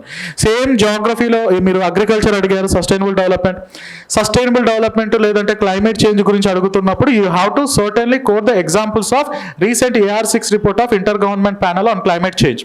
And recently there was also modification that earlier ఇంకొక 2 డిగ్రీలు సెల్సియస్ పెరిగితే మొత్తం మట్టి కొట్టుకుపోతారని చెప్పి IPCC చెప్పింది AR5లో. AR5 రిపోర్ట్ మాడిఫైడ్ రిపోర్ట్లో 2 డిగ్రీలు కాదు మీకున్నది 1.5 డిగ్రీస్ అని మళ్ళీ మాడిఫై చేసింది. సో ఇప్పుడు global average temperature 15 degree Celsius, 16.5 దాటకుండా చూసుకోండి, జాగ్రత్త పడండి, లేదంటే 2070 తర్వాత 6th మాస్ ఎక్స్టింక్షన్ జరుగుతుంది, అంటే ఉమ్మడిగా జాతులన్నీ మట్టి కొట్టుకొని పోతాయని చాలా క్లియర్గా చెప్పింది. ఇది సస్టైనబుల్ డెవలప్మెంట్లో ఈ IPCC ఎలాబరేషన్ లేకుండా మనం పెట్టకూడదు, ఆన్సర్ని పెట్టకూడదు. So there you have a lot of scope, అక్కడ మీరు అలా పెట్టచ్చు. అగ్రికల్చర్ సైన్స్ అండ్ టెక్నాలజీలో అడిగినా, ఎకానమీలో అడిగినా, జియోగ్రఫీలో అడిగినా ఈ అగ్రికల్చర్ టెక్నాలజీస్ బాగా డెవలప్ అవుతుంది. ఎర్లియర్ ఏమైంది, మైక్రో ఇరిగేషన్, సూక్ష్మ నీటి సేద్యానికి వెళ్ళిపోతే బాగుంటుంది అని అన్నారు. వీటిలో మళ్ళీ drip irrigation, sprinkler irrigation, water gun irrigation చాలా వచ్చాయి. ఇప్పుడు ఎంతవరకు వచ్చిందంటే ప్రెసిషన్ ఫార్మింగ్ వచ్చింది. ఒక సాఫ్ట్వేర్ బేస్డ్గా రూట్స్కి ఒక 5 minutes గ్యాప్తో డ్రాప్ బై డ్రాప్ ప్రిసైజ్డ్గా ఏ జోన్కి ఎంత వాటర్ కావాలో డిసైడ్ చేసే టెక్నాలజీ వచ్చింది. అంతటితో ఆగలేదు, వర్టికల్ ఫార్మింగ్ వచ్చింది, హైడ్రోపోనిక్ సొల్యూషన్ ఫార్మింగ్ వచ్చింది. ఇదేంటి updates? Agriculture is a core. So పత్తి పండించడానికి నల్లరేగడి భూములు కావాలి అన్నది కోర్, పత్తి పండించాలంటే 27 డిగ్రీల సెల్సియస్ ఉండాలి అన్నది కోర్, పత్తి పండించడానికి నీటిని తక్కువగా ఎలా వినియోగించుకోవచ్చు అన్నది ఈ కరెంట్ ఇష్యూ. ఇలాంటివి వచ్చినప్పుడు కరెంట్ ఇష్యూస్ ఎప్పుడైతే వస్తాయో ఆటోమేటిక్గా స్కీమ్స్ వస్తాయి. But there is a mandate as you are appearing for the state commission examination, ఖచ్చితంగా రీజియన్కి సంబంధించినటువంటి అప్డేట్స్ని మీరు పెట్టి తీరాల్సి ఉంది. సేమ్ అదే అగ్రికల్చర్లో ప్రధాన మంత్రి కిసాన్ సమ్మాన్ నిధి పెట్టినట్లుగా ఇక్కడ రైతు బంధు స్కీమ్ ని ఖచ్చితంగా పెట్టాలి. ఓన్లీ రైతు బంధే స్కీమ్ అయినప్పుడు Rythu Bharosa AP, Kalia programme West Bengal and Rythu Krishi అని చెప్పి ఛత్తీస్గఢ్లో ఒకటి ఉంది. You have to compare that. So comparison state related current issues, national related policy documents or the vision documents that has to be mandatorily integrated in the answer wherever the need is there, wherever the scope is there. ఖచ్చితంగా పెట్టి తీరాల్సినటువంటి అంశాలు, అప్పుడే ఎక్కువ మార్కులు fetch చేసుకోవచ్చు. Do you like to add something?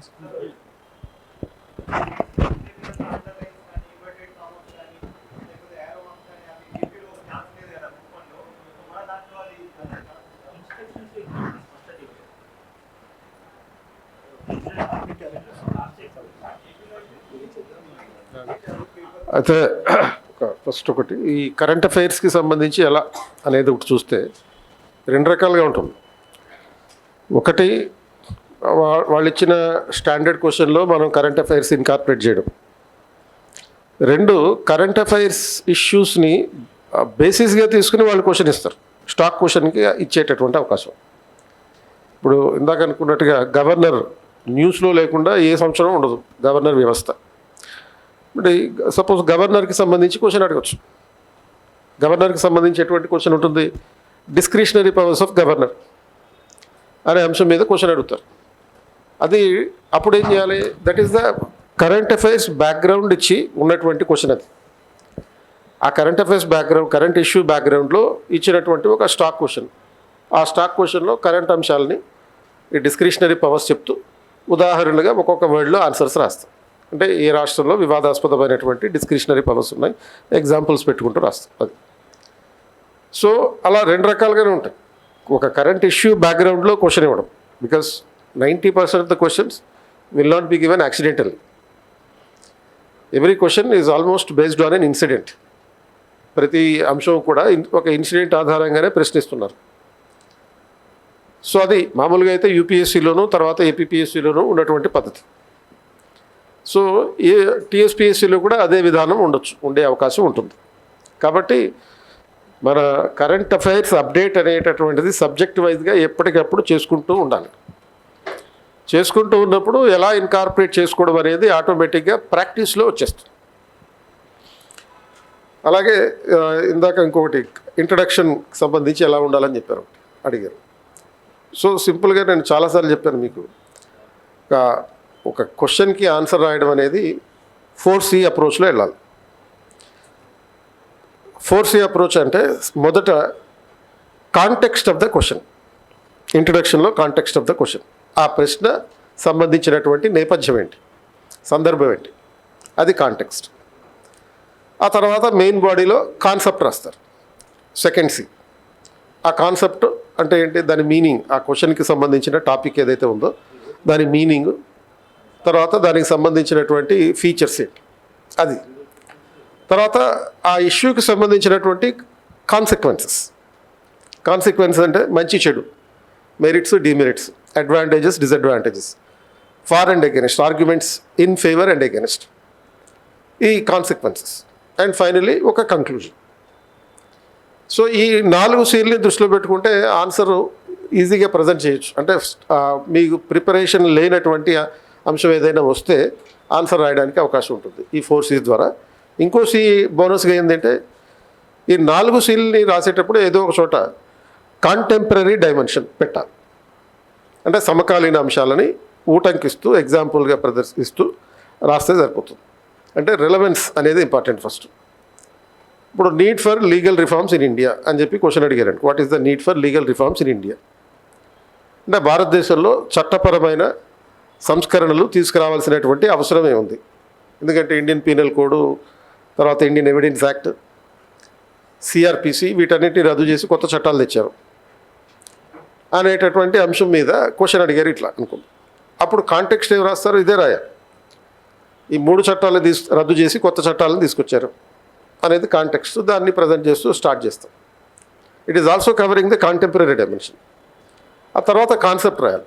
What is this legal reform and దానికి సంబంధించిన కొత్త చట్టాల పేర్లు ఏంటి, దాని కాంప్లికేషన్స్, దానికి సంబంధించిన కాన్సిక్వెన్సెస్ ఏంటి, మంచి ఏంటి చెడు ఏంటి, దాని అవసరం ఏంటి, ఆ లీగల్ రిఫార్మ్స్ తీసుకోవాల్సిన అవసరం ఏంటి, దాని కంక్లూజన్లో you should always suggest a way forward.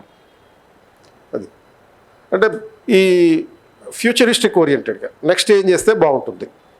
అంటే ఈ 3 చట్టాలను మార్చారు, దీంతోపాటు ఇండియన్ పోలీస్ యాక్ట్ని కూడా మార్చాల్సిన అవసరం ఉంది. అది IPCని మార్చారు, CRPCని మార్చారు, ఇండియన్ ఎవిడెన్స్ యాక్ట్ మార్చారు. అలాగే దాంతోపాటు ఇండియన్ పోలీస్ యాక్ట్ని కూడా మారుస్తే బాగుంటుంది. అది 1861 నుంచి అమల్లో ఉంది. సుప్రీంకోర్టు కూడా చాలా కాలం నుంచి దీన్ని తీసేయమని చెప్తుంది, కొత్త చట్టం తీసుకురామని చెప్తుంది. కొత్త నేరాలు జరుగుతున్నాయి. ఇక ముందు భవిష్యత్తులో మనుషులు నేరాలు చేయరు, యంత్రాలు నేరాలు చేస్తాయి. ఒక ఆర్టిఫిషియల్లీ ఇంటెలిజెంట్ రోబో కనుక దొంగతనం చేసుకుని పోతే దాని మీద కేసు ఎట్లా పెట్టాలి? సో మరి ఇటువంటి అంశాలన్నింటినీ కూడా కవర్ చేయాలంటే ఆ ఓల్డ్ చట్టం సరిపోదు, ఒక కొత్త చట్టం తీసుకురావాలి. ఎలా చేయాలి దీనికి సంబంధించి? సో అట్లా వే ఫార్వర్డ్ చెప్తాం. కొంచెం simplified format of presenting in answer.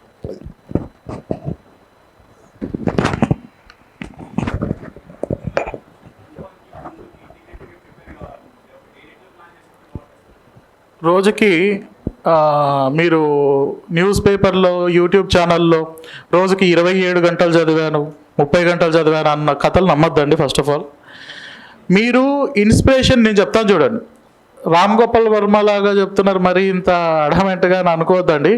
మీకు ఎవరు ఇన్స్పిరేషన్ ఉండకూడదు.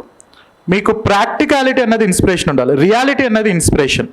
రోజుకి 12 గంటలు 13 గంటలు నైట్ అవుట్లు చేసి కళ్ళకు ఒత్తులేసి చదువుకోవాల్సినటువంటి అవసరం లేదు. డీసెంట్లీ 8 to 10 hours, దాంట్లో కూడా మీ ప్రొడక్టివ్ టైమ్ 4 గంటలు 5 గంటల కంటే ఎక్కువ ఉండదు. చదువుతూ ఉన్నప్పుడు మళ్ళీ ఏదో వస్తుంది, ఏదో ఫ్రెండ్ ఒకటి పంపిస్తాడు, అది రీల్ ఓపెన్ చేస్తారు, అది దానికి వెళ్తుంది. ఇన్స్టా ఓపెన్ చేస్తుంటే దాంట్లో మళ్ళీ కుర్చీ మాటతో పెట్టడాలు ఇవన్నీ వస్తూ ఉంటాయి. సో ఇవన్నీ టైం వేస్ట్ పక్కన పెడితే ప్రొడక్టివ్గా నాకు తెలిసి మోస్ట్లీ 5 to 6 hours చదువుతారు. 8 hours ప్లాన్ చేసుకోండి. 3 subjects ప్లాన్ చేసుకోండి. Mandatory current affairs paper reading mandatory చేసుకోండి. తెలుగు మీడియం అయితే ఈనాడు లాంటి న్యూస్ ఏదైనా కొంచెం న్యూట్రల్గా వచ్చే న్యూస్ కాస్త చదవండి. ఇంగ్లీష్ మీడియం వాళ్ళు అయితే బిగ్ పిక్చర్స్ వస్తూ ఉంటాయి రాజ్యసభ టీవీలో, అలాంటివి కొంచెం ఫాలో అవ్వండి. ఇదేంటి అప్డేట్స్ కోసం. కోర్ సబ్జెక్ట్కి ఒక్కో కోర్ సబ్జెక్ట్కి 2 గంటలు పెట్టండి. 2 గంటలకు ఒకసారి, యాక్చువల్గా వాస్తవంగా 50 నిమిషాలకు ఒకసారి 10 నిమిషాలు బ్రేక్ తీసుకుంటే బాగుంటుందని చాలామంది సైంటిస్టులు చెప్తూ ఉంటారు. 50 minutes కంటే ఎక్కువ బ్రెయిన్ సాధారణంగా తీసుకోదంట. అండ్ మోర్ ఓవర్ గతంలో బ్రహ్మ ముహూర్తంలో చదివితే చాలా అద్భుతంగా బ్రెయిన్కి ఎక్కుతుంది అని చెప్తూ ఉండాలి. ఇటీవల మసాచుసెట్స్ యూనివర్సిటీ రిలీజ్డ్ ఏ రిపోర్ట్, సాయంత్రం 2:30 నుండి 4:30 వరకు అద్భుతంగా మైండ్కి ఎక్కుతుందంట. సో అంటే ఒపీనియన్స్ మారుతూ ఉంటాయి, రీసెర్చ్ మారుతూ ఉంటుంది. Practically plan. పొద్దున్నే 3:30కు లేచి మీరేమి యాగాలు చేయొద్దండి. మిడ్-నైట్ 1 గంట వరకు ఉండి చేతబడులు గట్రా ఏం చేయొద్దు. సో ప్రాక్టికల్గా తీసుకుంటే మార్నింగ్ డీసెంట్ ఇనఫ్ 6 గంటలకు లేయండి. కొంచెం ఫిజికల్ ఫిట్నెస్ ఉండడం వల్ల బ్రెయిన్ కాస్త షార్ప్గా ఉంటుంది. Go for a little physical fitness. 6 ప్యాక్లు పెంచొద్దండి. ఈ ప్రిపరేషన్లో ఫ్యామిలీ ప్యాక్లు వచ్చినా కూడా నష్టం ఏం లేదు. కొద్ది రోజులు అలా ఉండండి. 8:30కి కూర్చోండి. గంటకి కాస్త బ్రేక్ తీసుకోండి. సో ఇలా ప్రిపేర్ అవ్వండి. రెండో అంశం, అండ్ నైట్ కూడా 10 దాటిన తర్వాత 10-10:30 దాటిన తర్వాత కంప్లీట్ సౌండ్ స్లీప్లోకి వెళ్ళిపోండి. సో మళ్ళీ ఫోన్లు పట్టుకొని దిండు కింద ఫోన్ ఉందా లేదా అని చెక్ చేసుకోవడాలు ఇలాంటివి చేయొద్దండి. ఆన్లైన్లో ఎవరు ఉన్నారు, ఎవరితో చాట్ చేయాలి, ఇలాంటివన్నీ పక్కన పెడితే decently 10 hours is really enough. And group 2కి ప్రిపేర్ అయ్యాము, గ్రూప్ 1కి ఇది సరిపోతుందా అన్నది మీరు ప్రిపేర్ అయినటువంటి మెటీరియల్ని బేస్ చేసుకొని ఉంటుంది. అంటే మీరు చదివిన మెటీరియల్ హోలిస్టిక్ టెక్స్ట్ బుక్ అయితే అందులో ప్రిలిమ్స్ కోణము ఉంటుంది, మెయిన్స్ కోణము ఉంటుంది. అది ఓన్లీ పేజీలు పెంచడం కోసము, మార్కెట్లో 600 రూపాయల కోసం అమ్ముకోవడం కోసం చేసినటువంటి పుస్తకం అయితే దాంట్లో మీకు ఎటువంటి సారాంశం ఉండదు. I literally wonder some of the times 15 మార్కులు జాగ్రఫీ, గ్రూప్ 2లో 15 మార్కులు జాగ్రఫీ, 13 మార్కులకు ఉంటుంది. పుస్తకాలు చూస్తే భారతదేశ రాజ్యాంగం కన్నా కూడా చాలా భయంకరమైనటువంటి పుస్తకాలు ఉంటున్నాయి. దాని నుండి మీకు ఏమైనా ఉపయోగపడేసి larger the material more the information is a wrong approach. Book లావుగా ఉన్నంత మాత్రాన ఎక్కువ సమాచారం ఉంటుంది అనుకోవడం తప్పు. బుక్ తక్కువగా ఉన్నప్పుడే ఎక్కువ సమాచారం ఇన్పుట్ చేయగలుగుతాం. నాకు తెలిసి ఆనెస్ట్గా జాగ్రఫీ మొత్తం కలిపి కొట్టిన 70-80 పేజీల కంటే ఎక్కువ కాదు. That is my honest opinion.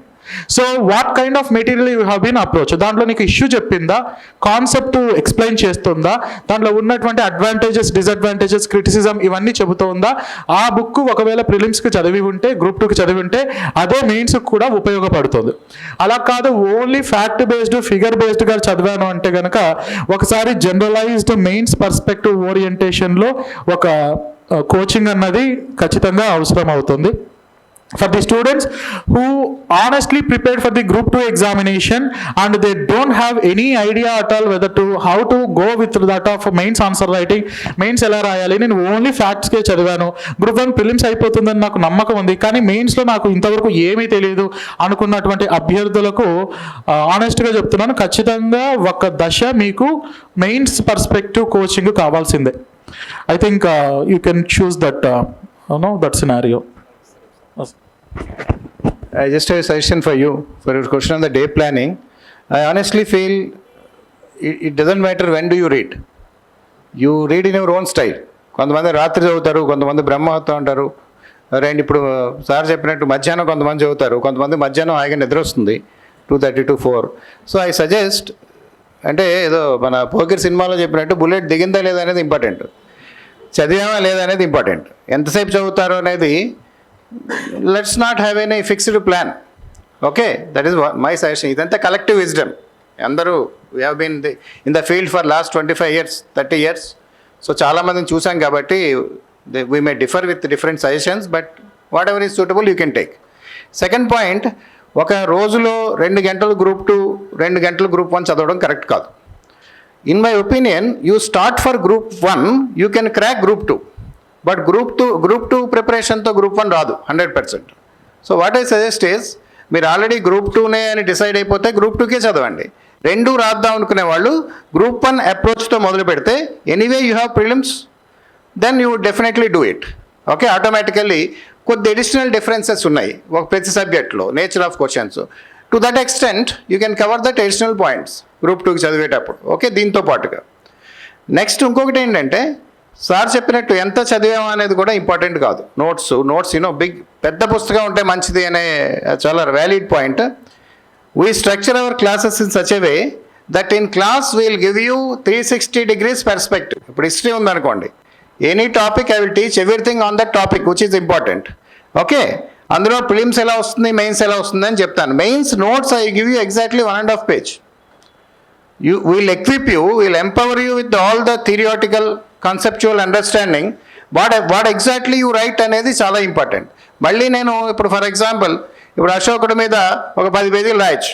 మేము 10 పేజీలు నోట్స్ ఇస్తే మీకు కోచింగ్ అయినా ఉపయోగం ఉంది, right? So what I suggest is let us have 3 levels. One where we will provide you complete conceptual clarity. We are not compromising on the subject. In explanation, you can take some running notes also, right? Then let us see whether you got it correct or not. As far as mains is concerned, we will give you exact answers. ఇప్పుడు నా history notes చూసారనుకోండి మీరు, ప్రతి కరెక్ట్గా A4 size పక్క ఒక్కదానికి ఎంత answer ఉంటుందో అంత ఉంటుంది. So that will make your job easier. Okay, I think you should plan that way.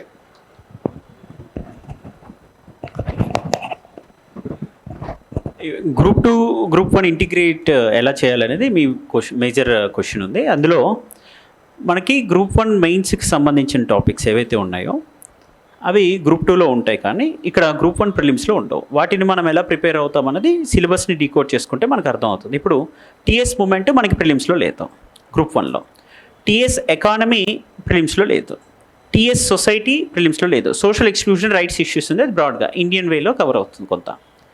And TS policy, state policies ఉన్నాయి, అవి మళ్ళీ మనకి మెయిన్స్కి ఉపయోగపడేవి కాదు. అండ్ టీఎస్కి సంబంధించినటువంటి ఏరియాస్లో జాగ్రఫీ ఒకటి మనకి ప్రిలిమ్స్కి హెల్ప్ అవుతుంది మెయిన్స్లో ఉన్నది.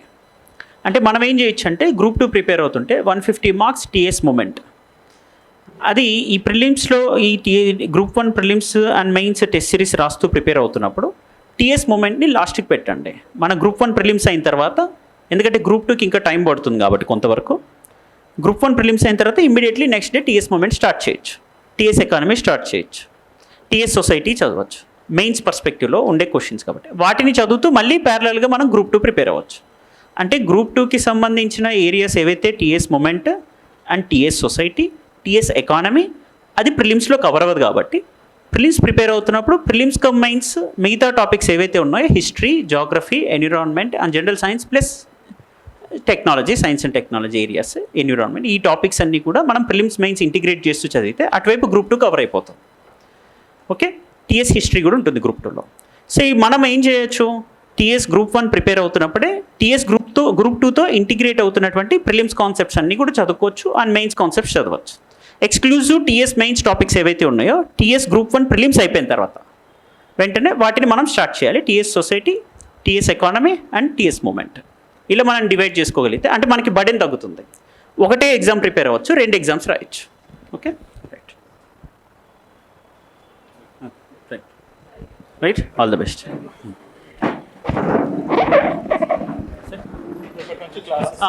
టుమారో ఆన్వర్డ్స్ క్లాసెస్, అది హిస్టరీ, జాగ్రఫీ, పాలిటీ స్టార్ట్ అవుతున్నాయి మార్నింగ్ నుంచి. దానికి సంబంధించిన షెడ్యూల్ జాయిన్ అయిన వాళ్ళకి వాట్సాప్ గ్రూప్ క్రియేట్ చేసి ఆ షెడ్యూల్ మీకు అందులో పోస్ట్ చేస్తారు.